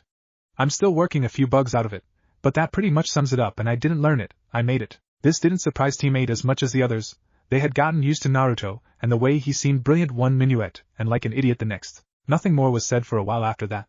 Team 7 were a bit confused at Naruto's somewhat subdued attitude. In the short time they had known him he had never been this calm. He still let out a giggle from time to time, but other than that nothing. While they had been talking, Naruto had put the meat on the sticks and started to cook them, the smell filling the camp. When they were done, Naruto handed them out and sat back down on the rock from earlier. When he had finished his own meat, he put the stick down and pulled out his violin again. He had just started playing when Sasuke spoke. "Can you teach me your style?" Naruto didn't stop playing, leveling his gaze on the young Uchiha. Kakashi was about to tell Sasuke that he was being rude when he was stopped by the blonde. "Sure, why not? We'll need to get you some weapons to use until I can make you something, but I don't have a problem with it. Actually, I think I have something here you can use." Putting down his violin and reaching into his bag, Naruto pulled out a scroll, unrolling and putting his hand on one of the seals. A moment later there was a puff of smoke, and in his hands were two beautifully crafted katana. The blades were only 2 foot long, with seals carved onto their length from tip to handle. They had no guard and the handles were wrapped in a fine red silk. The sheaths were made out of wood that had been stained black. After giving them a quick inspection, Naruto threw them over to Sasuke. Catching the blades, Sasuke's eyes widened at the skill shown in the making of them. He turned back to Naruto when the boy started speaking again. "They were one of the first things I made. The seals make the metal strong and the blade shape should work for you just fine." Sasuke just stared at the weapons in his lap. Looking up at Naruto, he nodded and said just 2 words. "Thank you?" Naruto just nodded at him, then, picking up his violin, started to play again. Just like the night before, they all fell asleep to the sound of Naruto playing his violin. The next morning, after they had finished the rabbits Naruto had killed, the 2 Jonin sat the group down and explained about Zabuza. Needless to say, Naruto was the only one grinning at the end. "So you're saying he's a demon?" asked a slightly shaking Sakura. Turning to his student, Kakashi replied, "Pretty much." An air of depression started to leak out of the Genin, but this didn't last long. Potato! This caused them all to sweat drop. Turning to Naruto, Kurenai asked, "Should I even bother to ask?" "Probably not." Shaking their heads, they returned to the conversation. "Anyway, as we were saying, when Zabuza shows himself, you all stay with Tazuna while Kurenai and I fight him. You will not engage Zabuza. If something happens to us, you run, understand?" The last part was directed at Naruto. "That's stupid." Raising his one visible eyebrow, Kakashi motioned for Naruto to continue. "If this guy is as strong as you say, then how can we outrun him if he kills both of you?" That stopped both of the older ninja in their tracks. He was right. After that they started to plan what to do if both the Jonin failed and continued on their way to Wave. They had crossed the river about an hour ago, and so far everything was going fine. At least no one had tried to kill them on the way across. Naruto had taken to walking on his hands instead of his feet shortly after they got off the boat. Ever since the Demon Brothers, they had started to be a lot more formal in the way they guarded Tazuna. Currently they were set up in a circle formation around him, Kurenai and Kakashi at the back, Naruto at the front and the others at the sides. "Naruto, I think you should walk on your feet again. We could be attacked at any minute." Pouting, Naruto did as he was told and started to walk normally. It was a few hours later when they found themselves in a thick mist that made it hard to see more than 10 foot in any direction. They knew instantly that it was Zabuza. Hinata could see the tiny particles of chakra mixed in with the mist. All that they were waiting for now was for him to make his move. The mist caused a big problem though. Not only did it make it hard to see, but according to Kurenai it made it almost impossible to cast her genjutsu. Something about the chakra in the air messing with it. This meant that when he did make his move, Kakashi was on his own. They continued on their way, pretending that they weren't waiting for an attack. Then Kakashi heard it. The sound of something moving through the air at high speeds. Grabbing Tazuna, he yelled, "Get down!" Instantly they all hit the floor, heads down. Except Naruto, who had jumped up instead. As he was coming back down, instead of landing on the ground, he found himself spinning through the air on a giant sword. Whee! Eventually he stopped when it struck a tree and got stuck. That was fun! Getting off the sword, he wobbled for a moment. But before he could regain his balance, he was kicked hard in the back towards his team. "Hey! That wasn't nice. Tell someone who gives a damn." Zabuza was tall as Naruto, but unlike Naruto he was covered in muscles. He didn't wear a shirt, just gray and black cameo pants, gray arm warmers and his slashed headband slightly tilted to one side. His voice was low and slightly muffled by the bandages that covered his face. But Naruto only saw one thing. "Dude! What happened to your eyebrows?" Even with the current situation, all those in the area face planted in the ground. When Zabuza picked himself up, he had a tick mark on his forehead. "What the hell did you just say, you mummy? You're one to talk." The two stared at each other for a moment, and then both burst out laughing. None of the others knew what to make of it. One minuet they were at each other's throats, and then they were laughing together. When they had both calmed down, Zabuza wiped a tear from his eye and said, "You're all right, kid, for a genin. But I've got a mission. Hand over the old man, and you can all walk away. No can do no brow." Silently nodding his head at the boys, Zabuza turned to Kakashi. "So are we going to do this? Or do you want to trade insults for a bit?" Taking out a kunai and lifting his headband, Kakashi just stared at the missing nin. Without saying anything else, the two met in a clash of steel, Kakashi with his kunai and Zabuza with his zanbato. It was a few minutes later that Zabuza gained the advantage, sending Kakashi into a nearby lake that none of them had seen through the mist, and trapping him in a sphere of water. He then made 20 water clones and had them charge the group. Running forward so that the real Zabuza would be in range, Kurenai sent her sharpshooter toward him at high speed. Unfortunately, without using genjutsu, it was easy for the missing nin to grab the blade and pull her to the water. Before she knew it, Kurenai was in the same predicament as Kakashi, only this time it was a clone that had her trapped. At a silent command from their creator, the clones went speeding towards the genin and bridge builder. This time, unlike with the demon brothers, none of them froze. Naruto and Sasuke ran to meet the clones before they could get to the others, while the genin stayed to protect Tazuna. Pulling his scythes from his back, Naruto met the clones and started to spin. Sasuke, not having the chance to use the swords fixed to his back, chose to use a kunai in each hand. As he watched the two boys finish off his clones, Zabuza sent a curious look at the blonde. He could tell there was something different about him. If he was honest with himself, he reminded him of himself. It was this thought that made him laugh. I've got to say, I didn't think you wimps in Konoha had it in you. He could just hear Kakashi's reply. What are you talking about? Don't bullshit me, Kakashi. I know what it looks like when someone has had their mind broken. That kid has the same look in his eyes that I did at his age. The skills, the attitude, even the smile. You people have the makings of a true monster in that boy. He got no answer to this, which made him laugh again. But what he didn't realize was that he was so caught up in his conversation with Kakashi that he didn't see Naruto spin his way over to him and his captive. Just before one of the scythes slit his stomach open, Zabuza jumped back away from the young psychopath. As soon as the jutsu was released, Kakashi sent a kunai at the clone that held Kurenai, destroying it, before he turned to resume his fight with the real Zabuza. Before the two could start again, Kurenai grabbed Naruto by the hood on the back of his straitjacket and jumped back to the group. The fight didn't last long after that. Both ninjas sent a water dragon at each other and Zabuza was sent flying into a tree. Slowly making his way to the downed Zabuza, kunai in hand, Kakashi prepared to make the finishing blow. He never got the chance. Before he could finish what he started, 3 saban were seen sticking out of the missing nin's neck. His eyes widened before going blank. Putting the kunai away, Kakashi stepped to the body and checked for a pulse. When he found none, he turned his head to a random tree and said, "Thank you for the assistance, Hunter-san." Before anyone could ask who he was talking to, a masked ninja jumped out of the tree and moving towards the body. They had on a SE blue battle kimono, with their long brown hair tied up in a bun. The mask was mostly blank, except for the eye holes and the Kiri sign on the forehead. Nobody noticed the grin on Naruto's face stretch wider as the hunter passed him. Nodding at Kakashi, the hunter bent down to pick up the body and, without saying a word, shined away. Pulling down his forehead protector to cover his eye, Kakashi turned to the group. "Well done, you guys, great teamwork, and thanks Naruto, you saved my life. Now, if one of you could carry me the rest of the way to Tazuna's house, I'm going to sleep for a bit." And with that, Kakashi fell to the ground, unconscious. Running over and checking her fellow Jonin, Kurenai let out her breath and said to the others, "It's all right. He's just suffering from chakra exhaustion. A few days and he will be fine." Before anyone could say anything, Naruto walked up and grabbed Kakashi by his feet. Before they could ask what he was doing, Naruto started to drag him the way they had been going before Zabuza attacked. When he was a few meters away, he turned back to the group. They were all just stood there, staring at him. What? About an hour later they arrived at Tazuna's house. Kakashi was being carried by Sasuke and Kiba, who had taken him after Naruto had wanted to drag him all the way there. They were all sat around Kakashi, who had been put in a spare room in Tazuna's house. He had regained consciousness a few minutes earlier. He had just finished telling them about how his eye used a lot of chakra, which was why he had chakra exhaustion. At least now that Zabuza is out of the picture, I doubt we will have any more ninja to worry about. Naruto, is there a reason you're laughing like that, or is it just you again? Partway through his talk, Naruto had started to roll around on the floor, banging his hand on the floor and holding his side. Ha ha ha, you actually believe ha ha ha that Zabuza is dead, he. This confused the others in the room. When Naruto had calmed down, Kakashi asked him what he meant. All he said was, "That wasn't a hunter nin." Both Kakashi and Kurenai's faces took on a contemplating look. Then, something clicked into place. Kurenai slapped a hand to her face and Kakashi just said, "Shit." Turning to the still confused Genin, Kurenai explained, "Hunter nins are required to remove the head and destroy the body of any missing nins they kill, no exceptions outside of a battlefield." Nodding his head, Kakashi continued, "But the one that took Zabuza's body didn't. They took him away. We can only assume that they were working together, and the fake hunter put him into a near-death state. This means they will be back." The Genin got scared looks on their faces at his words. "Naruto, if you knew about the hunter, why didn't you say anything? You were dead on your feet." Kurenai still couldn't use her genjutsu and the rest of us are Genin.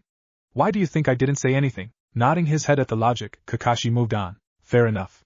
Now we need to discuss what we are going to do. From the injuries he gained from our fight and the stress from being put into a near-death state, Zabuza should be out of commission for about a month. Tazuna, how long will it take for you to finish your bridge?" Thinking on it for a moment, the old man said, "A little over a month." Nodding his head, Kakashi went on. Right. Which means we are almost guaranteed to run into him again.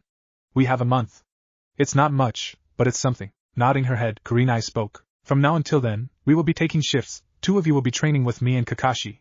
2 will be guarding Tazuna and the other 2 will be guarding Tazuna's family. We can switch every 2 days. They all nodded their heads at this. Potato! Again they all stared at Naruto, who just shrugged. Shaking his head at the strange blonde, Tazuna said, I just want to thank you for all you're doing for us. If it wasn't for you I would never have made it this far. Don't worry about it, you old drunk. If we didn't help you then we wouldn't be any better than Gato. Everyone in the room nodded at this, agreeing with the crazy Genin. They were all sat around a table in Tazuna's house with his daughter Tsunami, and her son Inari. Tsunami was a beautiful young woman in her late 20s with shoulder-length black hair and a gentle smile. Inari, on the other hand, had an air of defeat surrounding him.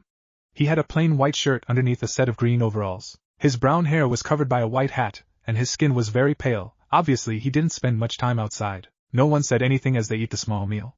They felt a little bad that they were eating so much of the family's food when they had so little. As soon as he finished, Inari ran upstairs to his room without saying a word to his mother. Turning to the ninja, Tsunami apologized to them all. Sorry about him, he was never able to get over Kaiser's death. Seeing the questioning looks on their faces, Tazuna explained about how Kaiser had opposed Gato and had been publicly executed. It was a sad story, and it got to all of them, even if they didn't all show it. After a few minutes of silence, Naruto stood and went to the front door. Seeing he was going, Kurenai asked, Naruto, where are you going? He didn't turn to face them, just looked over his shoulder with his usual grin on his face. The roof. Without saying anything else he left. Those left in the room said nothing. Then they heard it, Naruto's violin. Like all the other times they heard him play, it was a soft, sad melody. Tsunami was shocked, this being the first time she had heard the young boy play. It was a beautiful sound, but it didn't seem right to her for someone that hadn't stopped smiling since he had got there to play it. Why does he play such sad music? He seems like such a happy boy. All the other people in the room stared at her for a moment before Kiba said, Happy? He's fucking insane.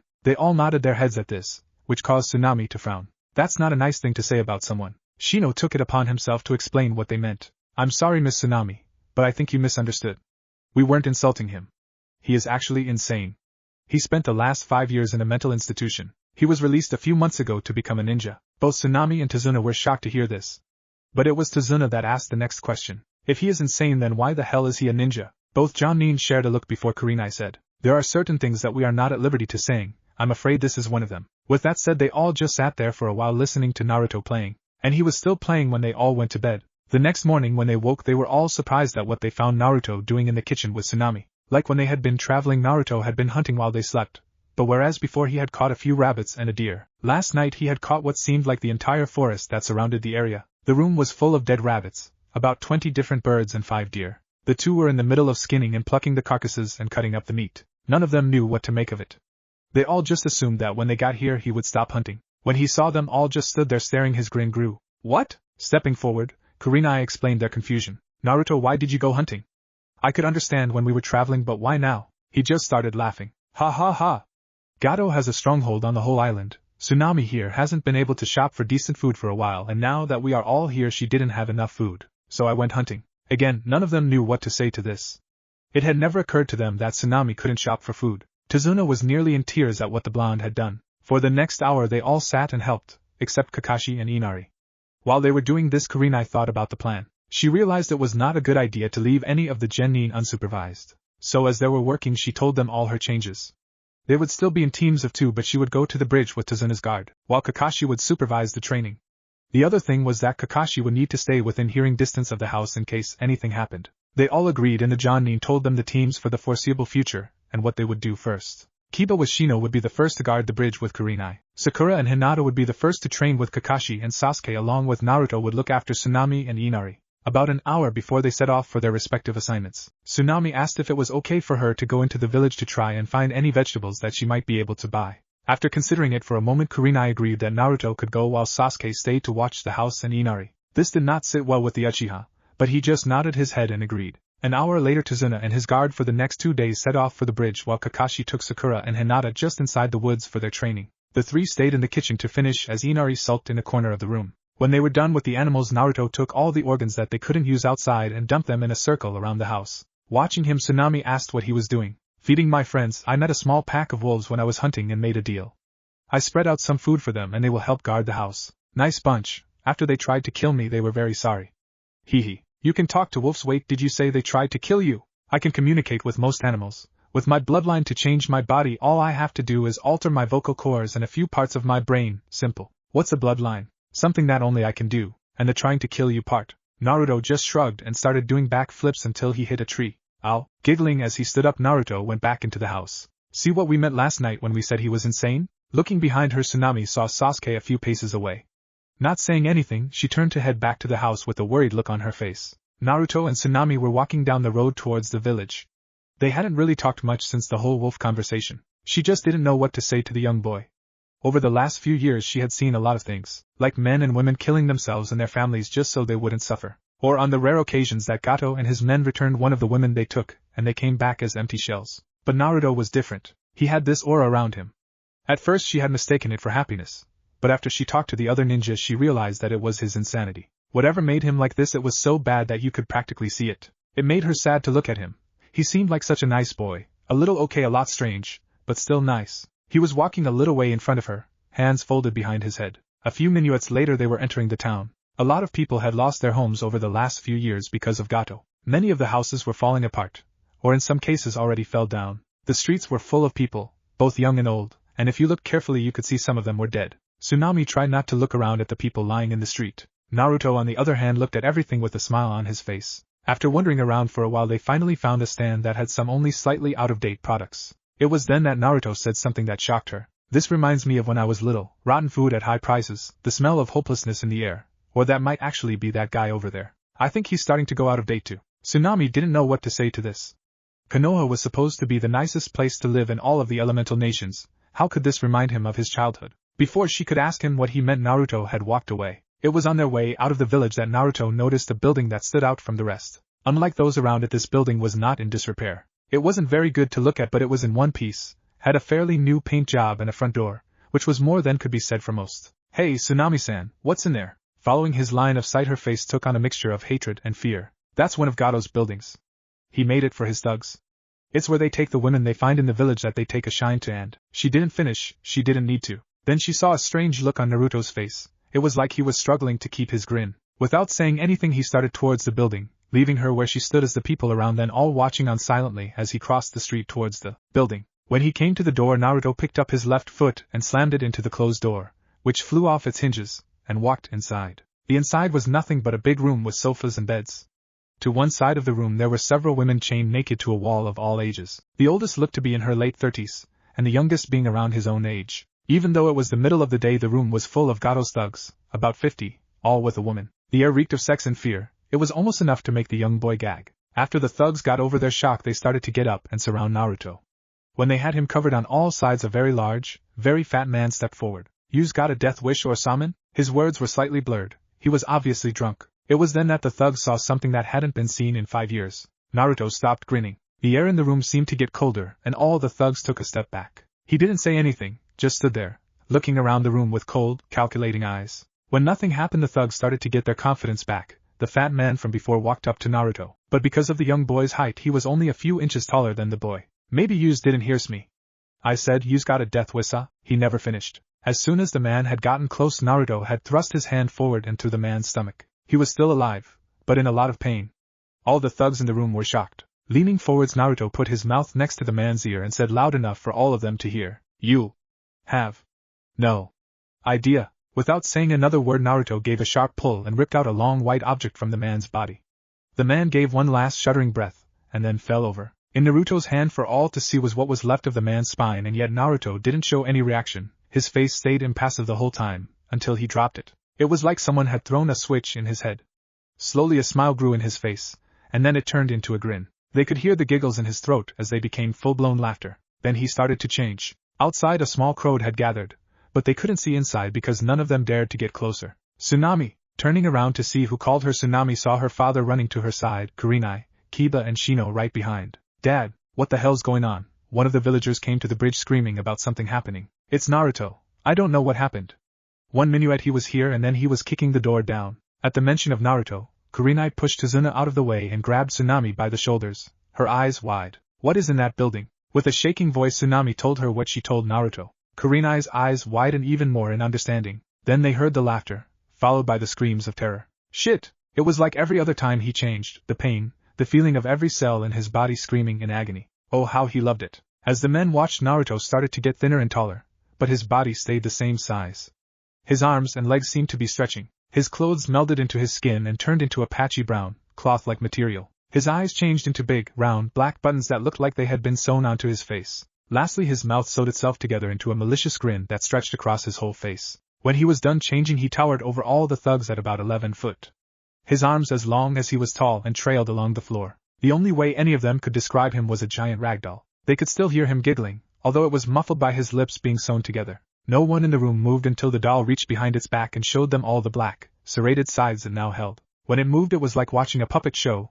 Its limbs were boneless, turning its head a full 360 foot to look at each of them. The dam broke and all the thugs threw themselves at their weapons. What happened next was a mass of flying limbs and blood. The ragdoll seemed to be just that, a ragdoll. It could bend in any way it wanted, twisting and bending around the thugs as they tried desperately to kill it. It never stopped giggling the whole time they fought, and with each swing of its arms another thug would fall with limbs missing, but none of them were dead. Before long there was only one thug left standing. He was nothing special, brown hair and eyes that were filled with fear. The doll was covered in blood from all the other thugs that lay around them. He was frozen to the spot as the doll made its way over to him on wobbly legs, but it didn't even turn to him. It walked over to the girls chained to the wall.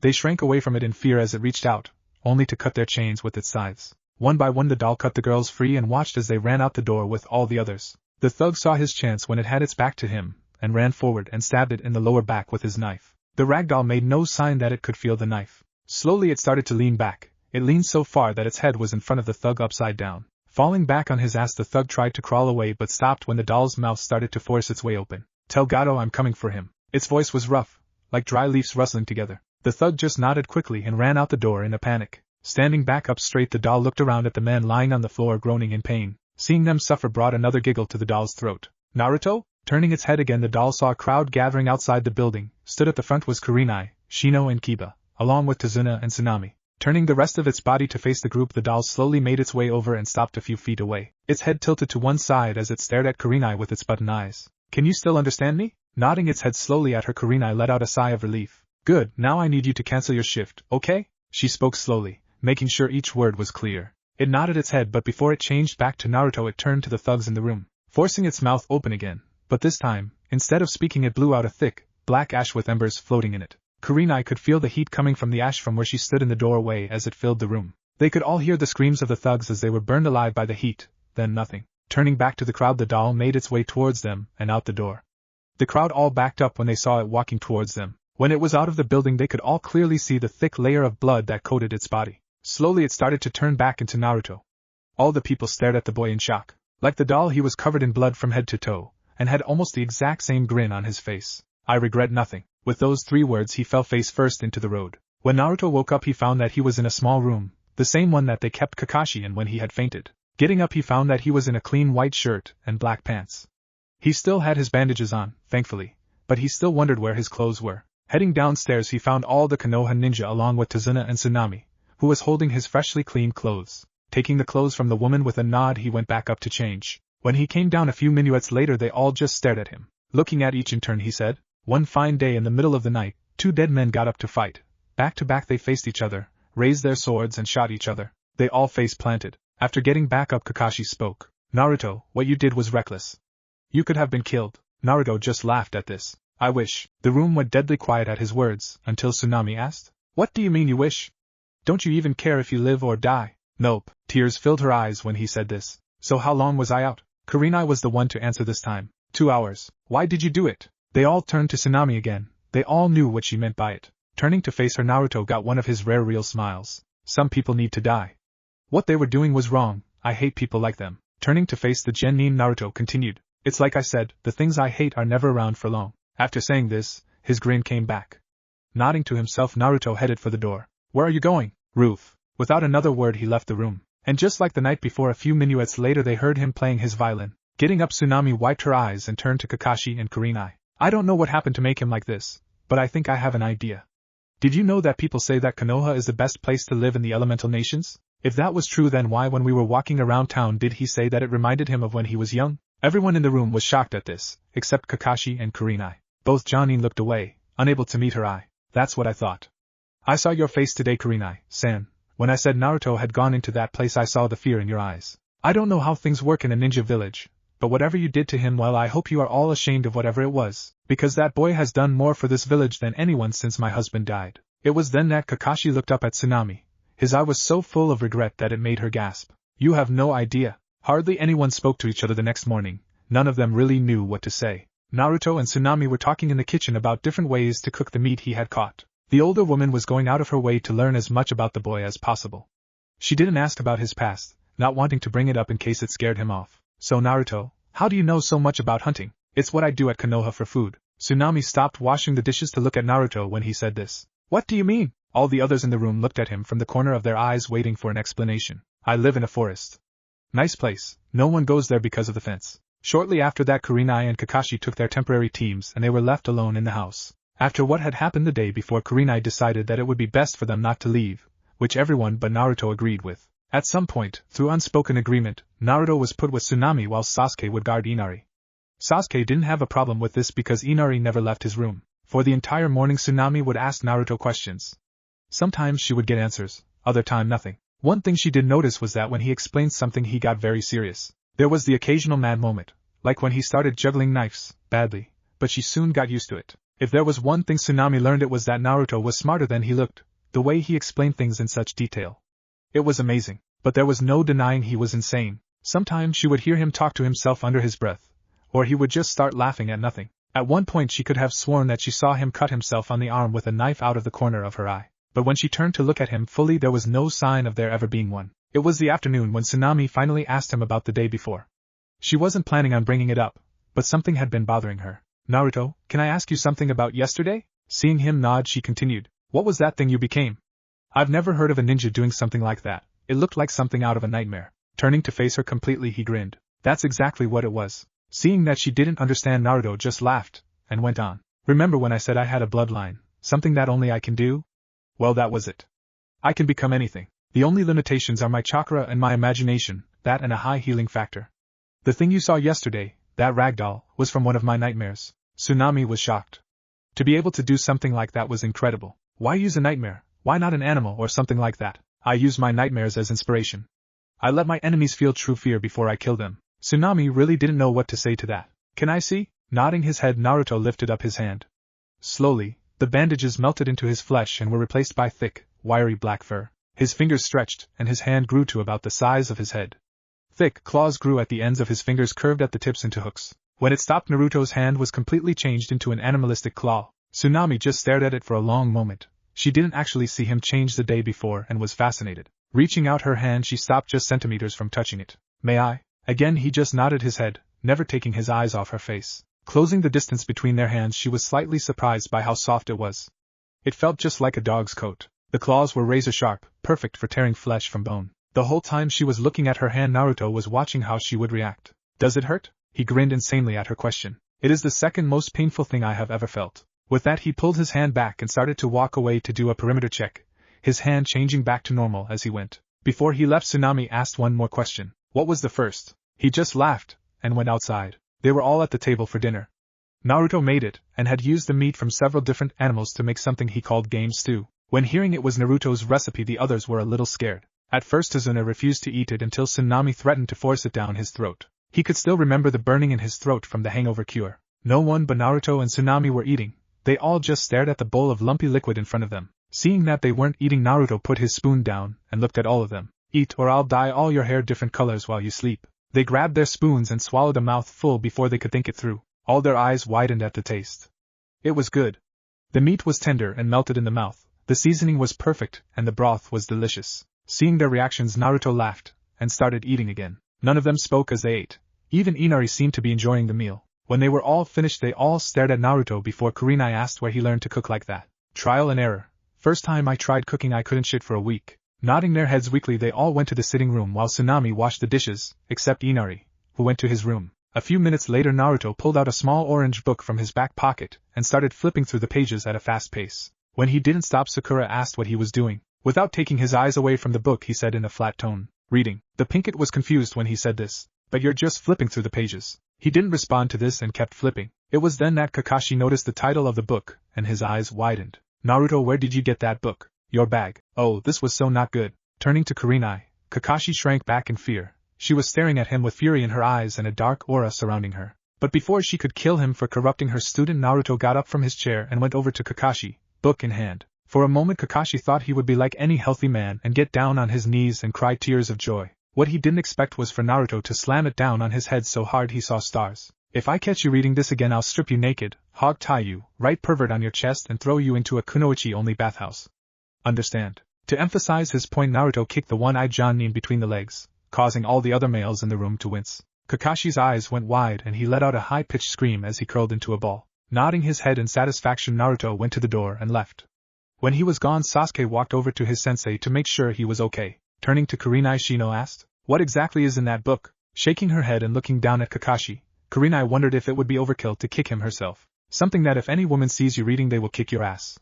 Though I am glad Naruto seems immune to the rotten thing. Nodding their heads, Kiba, Shino and Sasuke backed away from Kurenai. The next day found Kakashi, Sasuke and Naruto at the edge of the forest that surrounded Tazuna's house. Today they would be training. The girls would be with Tazuna and Kiba and Shino would guard the house. Turning to face the two boys, Kakashi told them what they would be doing. Okay, since Naruto agreed to teach Sasuke his fighting style, I thought we could work on that. Nodding his head, Naruto gave Kakashi a piece of paper. What's this? A list of things I need to start teaching him. Shrugging his shoulders, Kakashi skimmed over the list. Naruto, why do you need a rope, a rotten fish and a bucket? Naruto just grinned and made his way towards a tree. 10 minutes later, Sasuke was starting to regret asking for the blonde's help. He was currently hanging upside down with his arms and legs tied so he couldn't untie himself, and a rotten fish tied to his head. He could feel the blood rushing to his head and was starting to fall ill from the smell of the fish. Walking up to the Uchiha, Naruto looked over all the knots and placed the bucket under his head. Kakashi was off to one side watching with a critical eye. Okay, everything seems to be good, now we can start. Grabbing Sasuke's arm, Naruto started to walk around, slowly spinning him until the rope wouldn't turn anymore. Having enough of the blonde making a fool out of him, Sasuke yelled, "How the hell is this supposed to teach me to fight, you fucking asshole? Calm down, duckass, you want my help or not? I'm not sure anymore." When he said this, Naruto smacked him in the back of the head. "Shut up, now the reason we are doing this is because you need to get so dizzy you puke." This made Sasuke's eyes widen in sudden fear. He looked at the rope and then at the bucket underneath him. What the hell? My style is all about spinning to build up momentum, and use that to increase your attack and defense.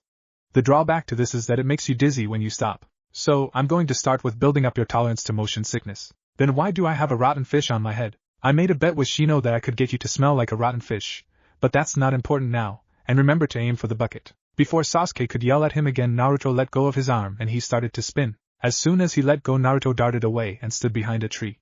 Kakashi, seeing what he was doing, asked why. Naruto just grinned at him and pointed to the screaming Sasuke.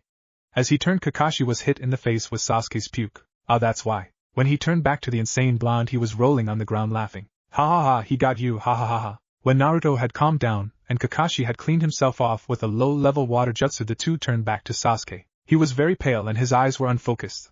But as soon as he was back to normal, Naruto did it again before he could speak. This continued for the next 3 hours straight until Sasuke stopped puking and was able to yell at Naruto while he was still spinning. The bucket was full and the surrounding area now had several puddles of sick.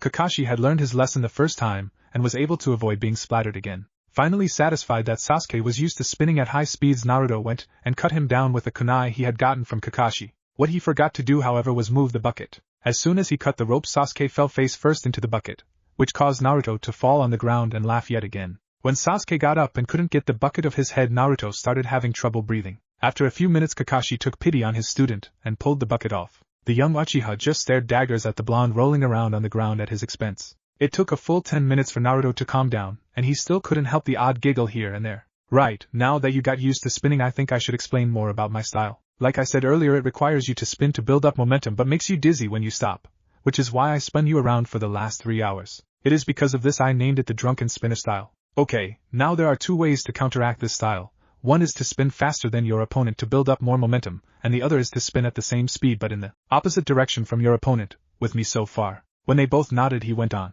They had all sat down during the explanation. Kakashi because he knew it would be long, and Sasuke because he was still a little shaky on his feet. Now the longer you are able to spin, the longer you can fight using this style.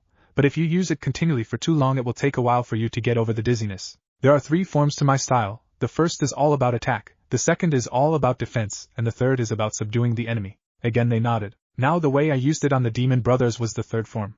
It is a more advanced form that requires great kinjutsu skill to ensure you only break the first layer of skin. I will not be teaching you this form. At this, Sasuke shot to his feet in anger and yelled, "What, why not? It wouldn't suit your style." This calmed Sasuke down instantly. This Naruto he could stand to be around, calculating and serious.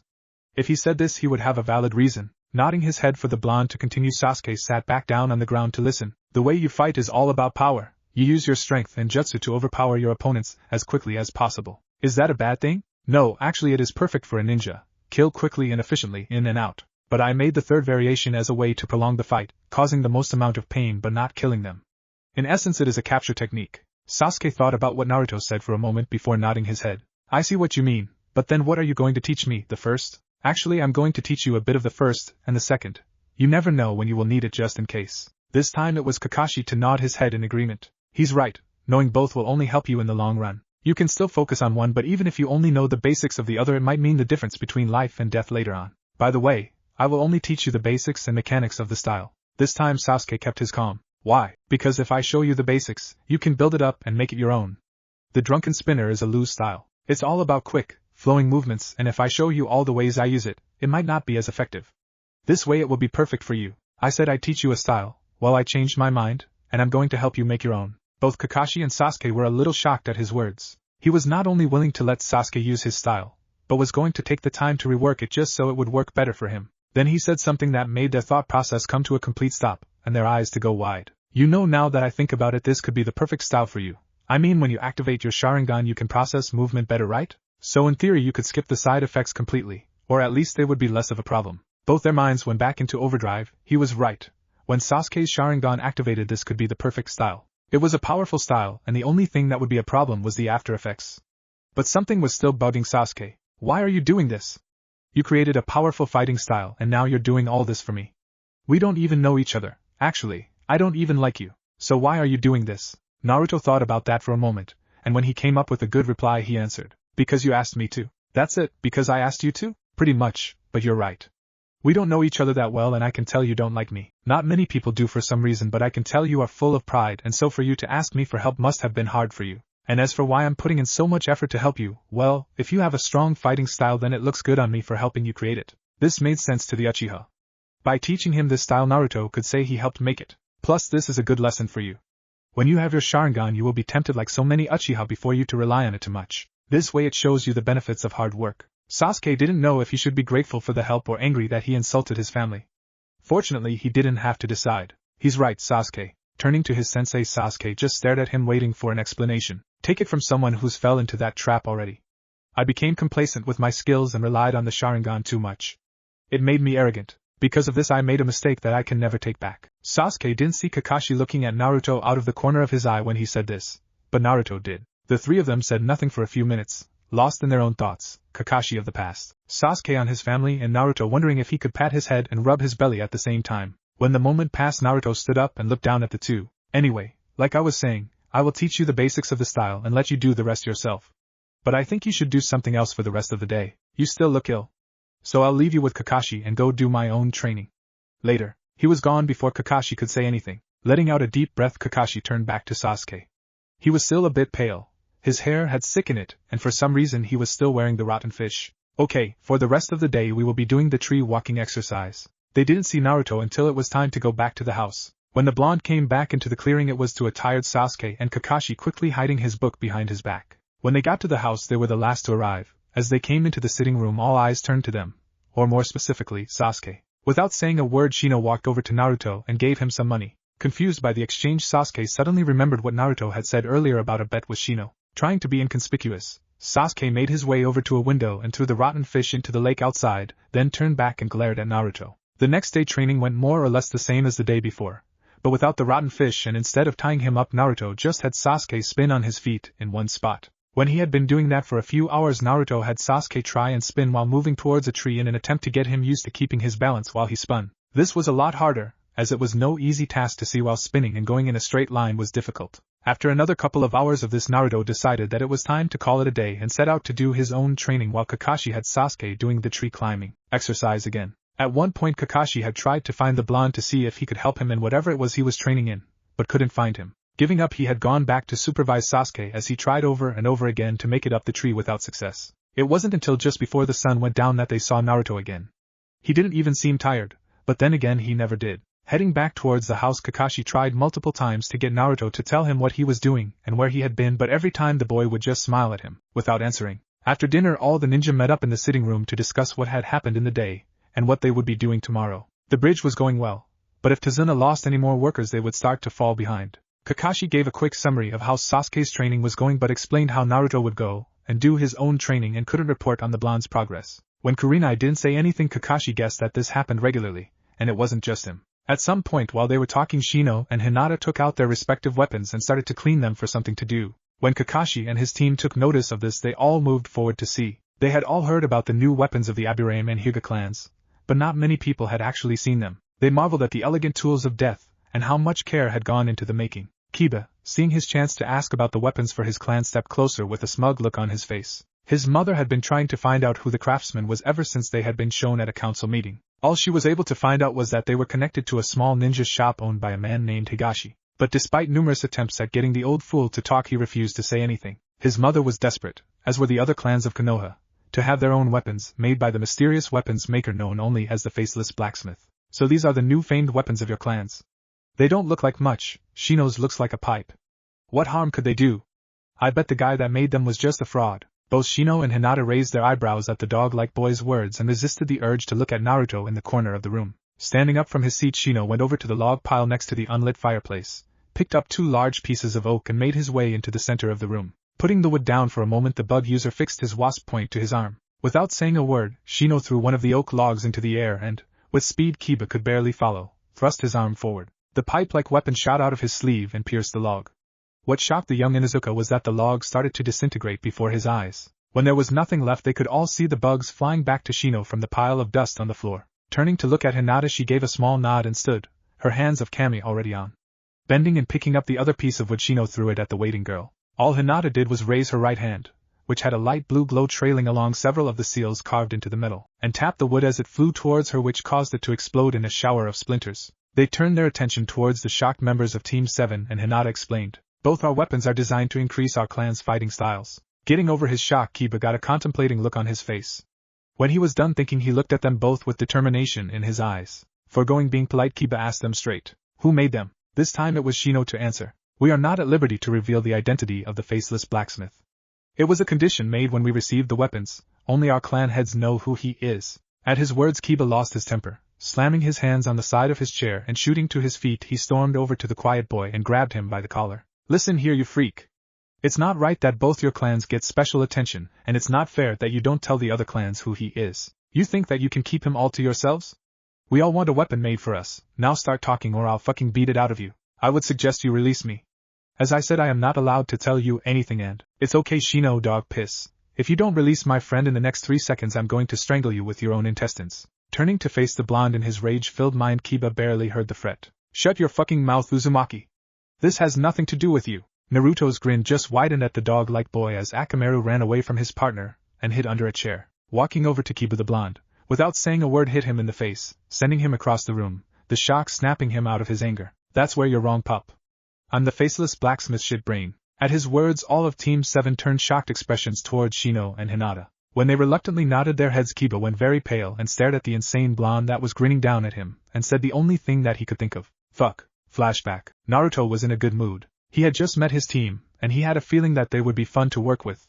They all seemed like good people, so he wouldn't need to kill them later on, which was a plus. Also, he had just successfully snuck into an ANBU base and dyed all their uniforms bright orange. The look on their faces was priceless, and he was glad he had a camera. He was so lost in his thoughts that he didn't realize he had wandered into a back alley of the market district of Konoha. When he did take notice of his surroundings, he found himself outside a small shop. It had an old wooden sign in the shape of a kunai hung over the door, the universal sign for a shinobi shop.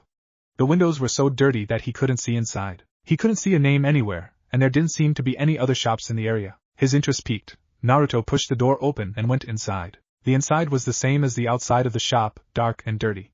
There was just enough light to see without bumping into anything. The shelves were stocked with an assortment of different weapons from kunai to swords, but they all had a thick layer of dust coating them. In one corner of the store, Naruto could see clothes and armor on display. If he had to guess, Naruto would say that this shop hadn't had a customer in a long time. Smiling to himself at the thought, Naruto made his way to the back of the room in hopes of finding someone, and he did. There, at the back of the room, leaning on a counter, was a large middle-aged man.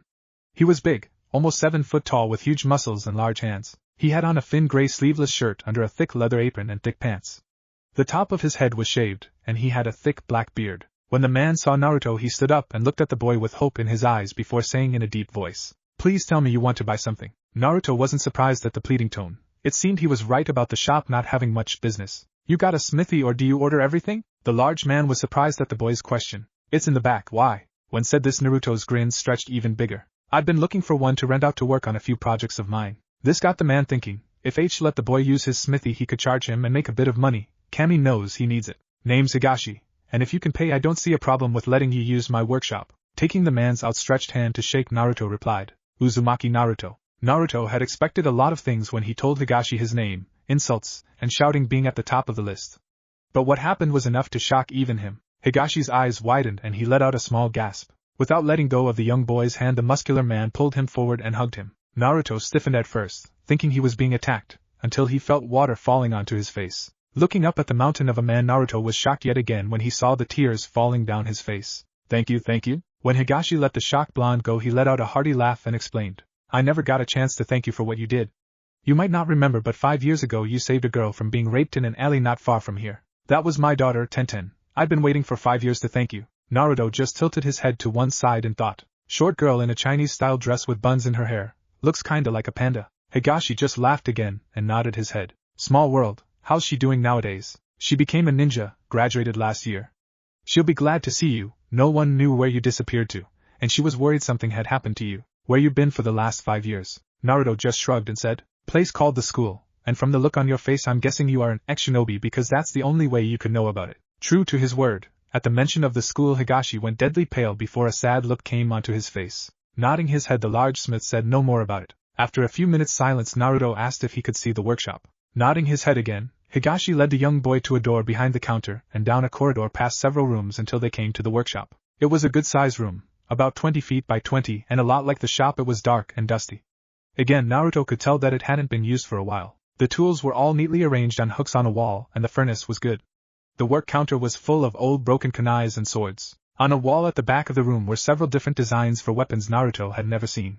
He couldn't help but be impressed. Seeing what he was looking at, Higashi made his way over to the blonde. "These were all my ideas. I had planned to make them one day, but after the Kyuubi attack my first shop was destroyed. When it was finally rebuilt I ended up back here and nobody even came. I found out that one of my old competitors had bribed the civilian council to have me put here to get rid of me, so I never had the money." Nodding his head, Naruto reached up and took down some of the designs. There was a double-bladed axe, a zanbato, and several more complex designs that he could just barely comprehend. Putting them down, he pulled out several pieces of paper and handed them to the old smith. Curious, Higashi took the offered paper and looked over Naruto's designs. They were rough around the edges, and some of them wouldn't be possible, but he was impressed. Turning his gaze back to the blonde boy, Higashi asked, "You make these?" At his nod, the man grinned. "Impressive. So what do you know about weapon crafting?" "Strong theoretical knowledge, but no practical experience to back it up." Nodding his head at Naruto's words, Higashi looked back at the designs in his hands. "It shows. What would you say to me going over some of these designs with you? When we've got the bugs ironed out, I'll show you how the furnace works. Sound good?" Naruto just grinned. For the next few hours, Naruto and Higashi were in the workshop, leaning over the designs he had brought and the ones on the wall. It felt good for the old man to actually work again. He was always at his happiest when he was working on a new project. He had missed the feel of the paper and the satisfaction of seeing his work coming to life. As the hours passed, Higashi was more and more impressed with the blonde boy. The way his mind worked allowed him to think outside the box, to think of things no one else had ever considered. And when put together with Higashi's years of experience, they found the time flew by without them even noticing. The boy was off his rocker, there was no doubt about that. But it was that touch of insanity that made his design stand out. At one point during their time together, Higashi had made a shadow clone to make them tea. The clone caught Naruto's attention, and he asked the old man what it was. After a quick explanation of the jutsu and a demonstration, they spent the next hour working on the shadow clone jutsu. It surprised Higashi that it didn't take longer for the boy to do it, but what really shocked him was that he made so many on his first try. The room was filled with clones. The amount of chakra needed to make even one clone was substantial, but from the looks of it, Naruto had just made 30 like it was nothing. Deciding to put this unexpected gift to use, Higashi had the clones go around and clean the workshop while he and the original went back to the designs. It was this sight that greeted Tenten when she came home. She had just finished a hard day of team training and was nearly dead on her feet. Hearing her father in the workshop surprised her at first. He hadn't set foot in there for years. So trying to be quiet, she gently pushed the door open only to see a sea of blonde-haired boys that looked about her age moving around the room cleaning. Slowly making her way into the room, Tenten found her father stood at the workbench leaning over the shoulder of another of the blonde boys. He was one of the oddest-looking boys the girl had ever seen, with his long blonde hair and black straitjacket. But for some reason she could have sworn she had seen him before. Shaking the thought out of her mind, Tenten walked over to her father and looked over his shoulder. The fact that he didn't even notice her there showed how engrossed he was in his work. He never took his eyes off the papers in front of him. Taking a better look at the papers, she realized that they were weapon designs, complex weapon designs. Without realizing it, Tenten had been leaning forward to get a better look. It was then that her father noticed her. "Oh, Tenchan, when did you get home?" "Just now." "Who's this, and why aren't there so many of him? And while I think about it, why is he even here?" Tenten didn't miss the slight shine in her father's eyes when he turned to the boy at the desk that didn't even lift his head when she asked about him. "That, my dear Tenchan, is Uzumaki Naruto. You've met him before. He came to ask about using the workshop. We got to talking, and I guess we lost track of time. As for why there is so many of him, I showed him a jutsu from back in the day. He seems to have took quite well to it." When her father said she had met the boy, Tenten got confused. Sure, he seemed familiar, but she would remember someone so strange. Seeing the look on her face, Higashi laughed, and tapped the blonde on the shoulder to get his attention. It was then that she finally got a good look at his face and was unable to stop the gasp that escaped her mouth. All the clones had their heads turned away as she walked in the room, so she didn't see his face until then. His face was covered in thick white bandages, similar to the ones Lee always wore on his hand. But it was his sky-blue eyes and huge grin that jogged her memory of that night 5 years ago. She could feel the tears starting to run down her eyes at the thought of it. If it wasn't for the boy that had come to her rescue, she didn't want to think what would have happened. It was the words he had said to her that night after he saved her that made her want to be a kunoichi. "I might not be around next time, so you better learn to save yourself. The world is full of damsels in distress. We need more women that can look after themselves. To never be a victim again." That was her ninja way. Tears still running down her face, Tenten threw herself at the still-seated blonde and pulled him into a hug. This time it didn't shock Naruto as much as when Higashi hugged him. Locking eyes with the man, Naruto raised an eyebrow. "I'm starting to see a pattern here." This just caused the older man to laugh at the blonde as he was struggling to breathe as Tenten's grip around his neck tightened. Deciding to take pity on the young boy, Higashi put his hand on his daughter's shoulder. "Tenchan, I think you should let the poor lad breathe." At her father's words, Tenten released Naruto from her death grip and took a step back with a blush. "Sorry." Naruto fell to the floor and made a big show of sucking in big gulps of air before rolling around laughing at the girl's reaction, which caused her to blush even more. "Don't worry about it. Anyway, I'd better be off. I'm starting missions tomorrow. I'll be back sometime tomorrow so we can start working on my designs. Good night." And with that he left, leaving a blushing Tenten and a smiling Higashi behind. Over the next few weeks, Naruto had taken to going to the workshop every day after his training, and under both Higashi and Tenten's tutelage proved to be a quick learner. It wasn't until a month into his lessons that he was comfortable with his abilities that Naruto had the idea to combine his research of seals with his weapon designs. After he had given his team their completed custom weapons, and he had got the attention of the clans, word quickly spread of a mysterious new blacksmith working out of the Higashi shop. And when the Hyuga and Aburame clans announced their weapons to the public, ninja were flooding the shop. Higashi and Tenten were constantly questioned about the faceless blacksmith, as he had come to be known. Something that had amused the three of them greatly because of Naruto always wearing bandages to cover his face. And flashback. The room was deadly quiet, no one knowing what to say. Kiba was still frozen in place, staring at Naruto in shock. He might have just ruined his family's chance to have weapons made for them. Running up to the blonde, Kiba threw himself at his feet and practically shouted, "I'm sorry! I didn't mean anything by it, really. I just wanted to help my clan. Please make us a weapon." Looking down at the groveling boy, Naruto's face went hard. He still had the smile on his face, but it didn't reach his eyes anymore. "Get up, dog piss, show some pride. For Kami's sake, have some self-respect. You're a future clan head. Don't bow to anyone but the Hokage. As for the weapons, give me some fucking time. Do you know how much effort and time it took to understand the Aburame and Hyuga clan styles to make those weapons? I've been studying all the clans of Konoha for months." When Kiba heard this, he raised his head to look at Naruto's face in confusion. "You mean you were going to make something for my clan the whole time? But then why didn't you just say something to the clans? They have been desperate to find out who the faceless blacksmith is for months." Shrugging his shoulders, Naruto regained his normal grin. It was funny watching them all run around like headless chickens. This caused all those in the room to sweat drop. The next day it was Naruto and Sasuke's turn to guard Tazuna at the bridge. It went without saying that the two boys were impressed with the sheer size of the bridge. At some point in the day, Naruto had taken to helping the workers by moving heavy rocks and equipment that would have needed to be moved with a makeshift crane. Several people had left during the day, saying that they had to think of their families. Tazuna wasn't happy, but he could understand. That night, like every other night, they all fell asleep to the sound of Naruto playing his violin. The next morning was odd. There was no sign of Naruto for one thing. The weather was good, if a bit windy, and they were all in a good mood. Tsunami was in the kitchen preparing breakfast, Inari was sulking in a corner. Shino, Hinata, Kiba and Sakura were talking in the living room and Kurenai, Kakashi and Tazuna were discussing the progress of the bridge. Then something happened that none of them would ever forget. It was one of those moments that engraves itself into your mind and you're never able to get it out. And that moment was when Sasuke Uchiha, one of the most uptight people any of them had ever met, came down the stairs in a yellow sundress. The room was filled with stunned silence. No one knew what to say. Then, to everyone's shock yet again, Sasuke walked through the front door with a pile of chopped wood in his arms. The two Sasukes stared at each other for a few minutes, still no one saying a thing. Then the Sasuke in the dress fell on the floor and started laughing. Before their eyes the Sasuke on the floor started to ripple. When it was done there was Naruto, still rolling around on the floor. Ha ha. Why you should have ha seen your faces. Ha ha. Time skipped 2.5 weeks later. The bridge was almost complete. Tazuna said that it would be done in about 3 days. Sasuke's training in Naruto's drunken spinner style was progressing well. He was now actually using the katana and could fight, not very well yet, but he could fight. Naruto was actually impressed with him. Kakashi was completely healed, and it was decided that for the rest of the mission they would all be guarding Tazuna at the bridge. Kiba had asked what they would do about Tsunami and Inari, but the Jonin had assured them all that if Gato was going to try anything he would have done it by now. They were currently all sat around the table eating dinner. They were all talking about how their training had been going and planning what to do depending on the situation. Everyone was stressed. Zabuza would be making a move any day now and the weight was getting to them all. Well, except Naruto, he was as happy as ever. It was then, in the middle of the meal, that Inari stood up and started shouting. Why do you even bother? You're all just going to die anyway. No one can beat Gato, you should just leave. By the end of his outburst Inari was in tears and his voice had started to waver.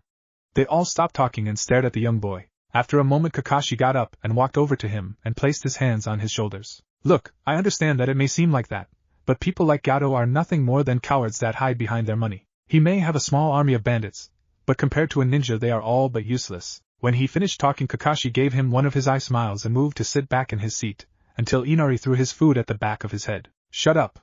What would you know about our pain? In your big fancy village, sheltered from the outside world. You know nothing of suffering. The room went deadly quiet. All the genin turned to the enraged Sasuke. But before anyone could say anything to prevent the young Uchiha from leaping at Inari, Naruto started laughing. It wasn't his normal, slightly insane yet pleasant laugh. It was a full-blown batshit crazy, call the people in white suits with the big needle kind of laugh. Without saying a word Naruto stood up and turned towards Inari. Kakashi, worried that he might lash out at the boy, moved to stand between them. But Naruto didn't move from his spot. Instead he slowly reached up to his head and started to unravel his bandages. When he was done there was a long trail of white bandages going from his neckline and piling onto the floor. The ninja all stared at Naruto's face in horror, except Kakashi, who got a sad look on his face, and Sakura, who ran to the kitchen sink to throw up. Tazuna stared wide-eyed at the blonde and took a long drag from a bottle of sake he had hidden under the table, while Inari lost all color from his face. Tsunami didn't know what to think. At first she had stared in horror like the others, but that soon changed into a look of sadness. Naruto's face was nothing but one big scar, almost like it had been melted off, and what was left of his skin was a bright red and white mess. You could see his teeth and gums through the 2 holes that used to be his cheeks, and most of his nose was gone. He said nothing, just stared at Inari with what now became a horrifyingly disfigured grin without the bandages to cover his face. Then something else occurred to the middle-aged woman, something that brought tears to her eyes. When she had taken his clothes to clean them, she had seen that he had his whole body covered in bandages. Satisfied that they had seen enough, Naruto started to rewrap his bandages. When that was done the blonde turned to them, grin still in place. Sakura had come back, but still looked pale. On my 7th birthday a mob came to my house. They dragged me outside, tied me up with wire and beat me for I don't know how long. I was stabbed, strangled and beaten. I had my throat cut, my stomach slit and my eyes ripped out of my head. And you want to know the best part?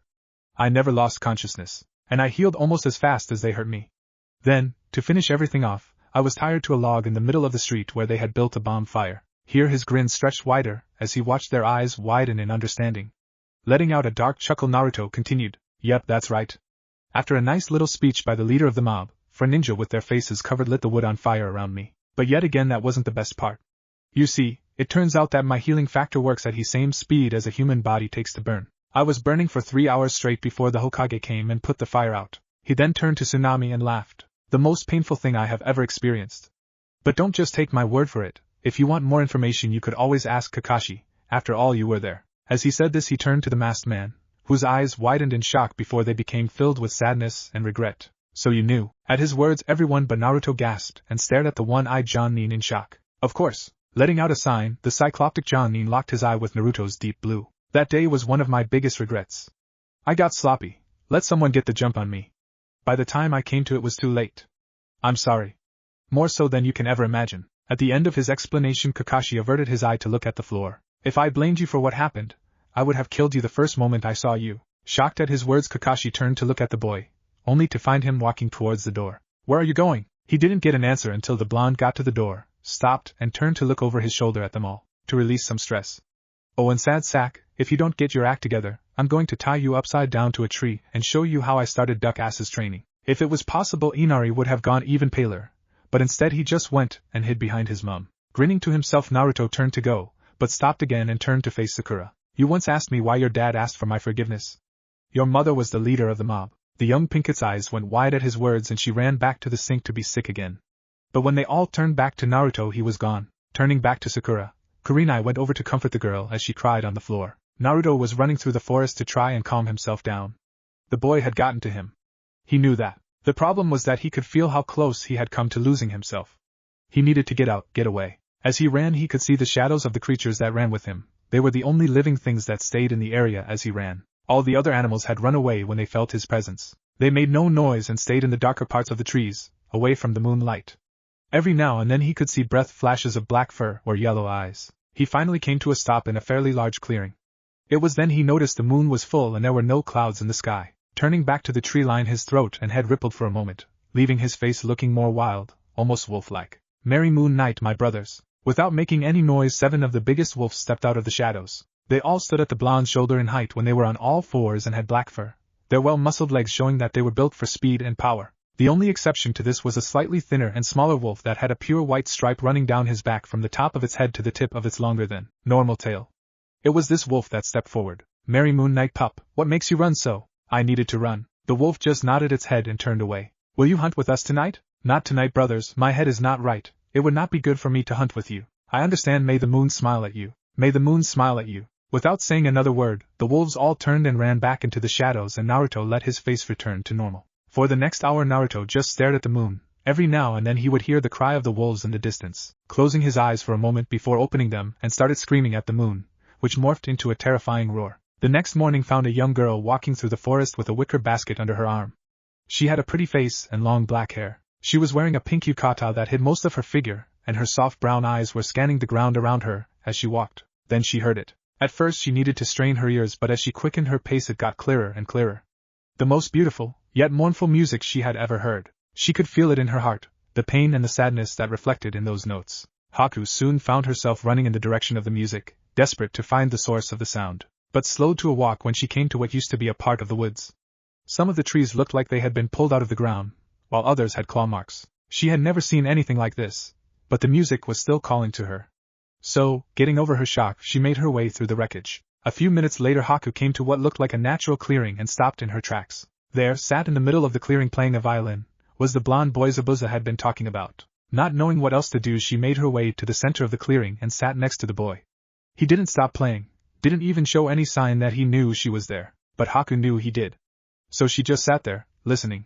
Eventually the music came to an end and, with slow movements, the strange boy put the violin away, though she didn't see where he put it, and turned to her with the same grin on his face she had seen the day they met. You play beautifully. You're a bit out of the way for a civilian, so what brings you out here? Thinking quickly, Haku decided to tell a half-truth. I'm looking for medicinal herbs for my friend. He was hurt, and I have been taking care of him. Nodding his head, Naruto stood up and looked down at her. I think I saw something that might help you. Getting up, Haku was surprised when the blonde started to walk on his hands, then do flips, then back to walking on his hands. She couldn't help the giggle that came from her throat. What are you doing? Looking at her from his upside-down position, Naruto looked at her, confused. Handstand. Giggling again, Haku elaborated. I can see that, but why are you doing a handstand? Why not? When he said this, his grin spread wider over his face. They didn't say anything for the next few minutes until they came to another, smaller clearing filled with different flowers. Walking over to a patch of small purple flowers, Haku turned to look at Naruto over her shoulder. My name is Haku, what's yours? Naruto. That's a nice name. Turning back to the flowers,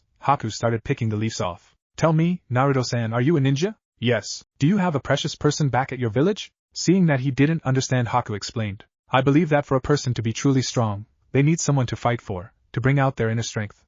Do you have someone like that? Naruto laughed at this, taking a full 5 minutes to calm down before he could answer. I have no one, I have no true purpose.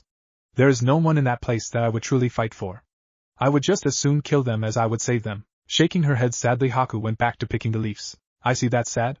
You must be very lonely. Nothing was said for a while after that. Haku would move to different patches of flowers from time to time, taking different parts, until Naruto broke the silence. This friend of yours, is he your precious person? Smiling to herself, Haku turned back to the blonde. Yes, he is very special to me. Nodding his head, Naruto's grin stretched back over his face. Your friend is lucky to have such a beautiful girl such as yourself taking care of him. He couldn't help but laugh as Haku's face turned red and she started stuttering. It took several minutes for her to calm down, but even then she still had a light blush. They talked for another hour before Haku left to get back to her friend and Naruto to guard Tazuna. I hope to meet you again, Naruto-san. I'm sure we will. Turning her back to the boy, Haku missed the mischievous look that came to Naruto's face. I'm sure we will. Naruto went straight to the bridge to meet up with the others, knowing that they would have already left for the day. When he got there, he went straight to Tazuna and asked what he could do to help. He didn't miss the looks he was getting from the others, or that the old bridge builder couldn't meet his eyes. So, in true Naruto style, he walked up to Kiba and hit him in the face with the fish, then turned away to start working. No one knew where he got the fish, or why he hit Kiba with it. Getting up off the floor, face red with rage, Kiba got right up in the blonde's face. What the hell? What? Why did you hit me with a fish, you fucking head case? The innocent look on Naruto's face didn't fool anyone. I don't know what you're talking about. I don't even have a fish. That was when they realized he was right. The fish was gone. Screaming, Kiba lunged at Naruto in an attempt to claw what was left of his face off. Faster than any of the other genin could see, Naruto grabbed the dog-like boy's arms, stopping him in his tracks, much to the shock of Kiba, and pulled him into a bear hug. Kiba was so shocked that he didn't even notice that Naruto had walked over to the edge of the bridge and dropped the young Inuzuka into the water below. Clapping his hands together and smiling as Kiba shouted curse after curse at the blonde, he turned to the others on the bridge and shrugged. I kept telling him that he smelt of dog piss. Now he smells of wet dog instead. Shaking their heads, everyone got back to work. It wasn't until an hour later that anyone thought to help Kiba out of the water. The next day, when the two teams set off for the bridge, there was no sign of Naruto, so they just went ahead. Tsunami was going around the house cleaning when she heard someone at the door. Putting down the duster in her hand, she made her way to the door, only to have it broken down just before she made it. Stood in the doorway were two men with swords. One of them, the smaller of the two, had on a purple hat and a cocky smirk, while the other had no shirt and had multiple scars over his body. Stepping forward, the smaller of the two drew his sword and pointed it at her, the smirk never leaving his face. Gato would like to have a few words with you. Backing away from the two men, Tsunami made to run out the back door, but wasn't quick enough.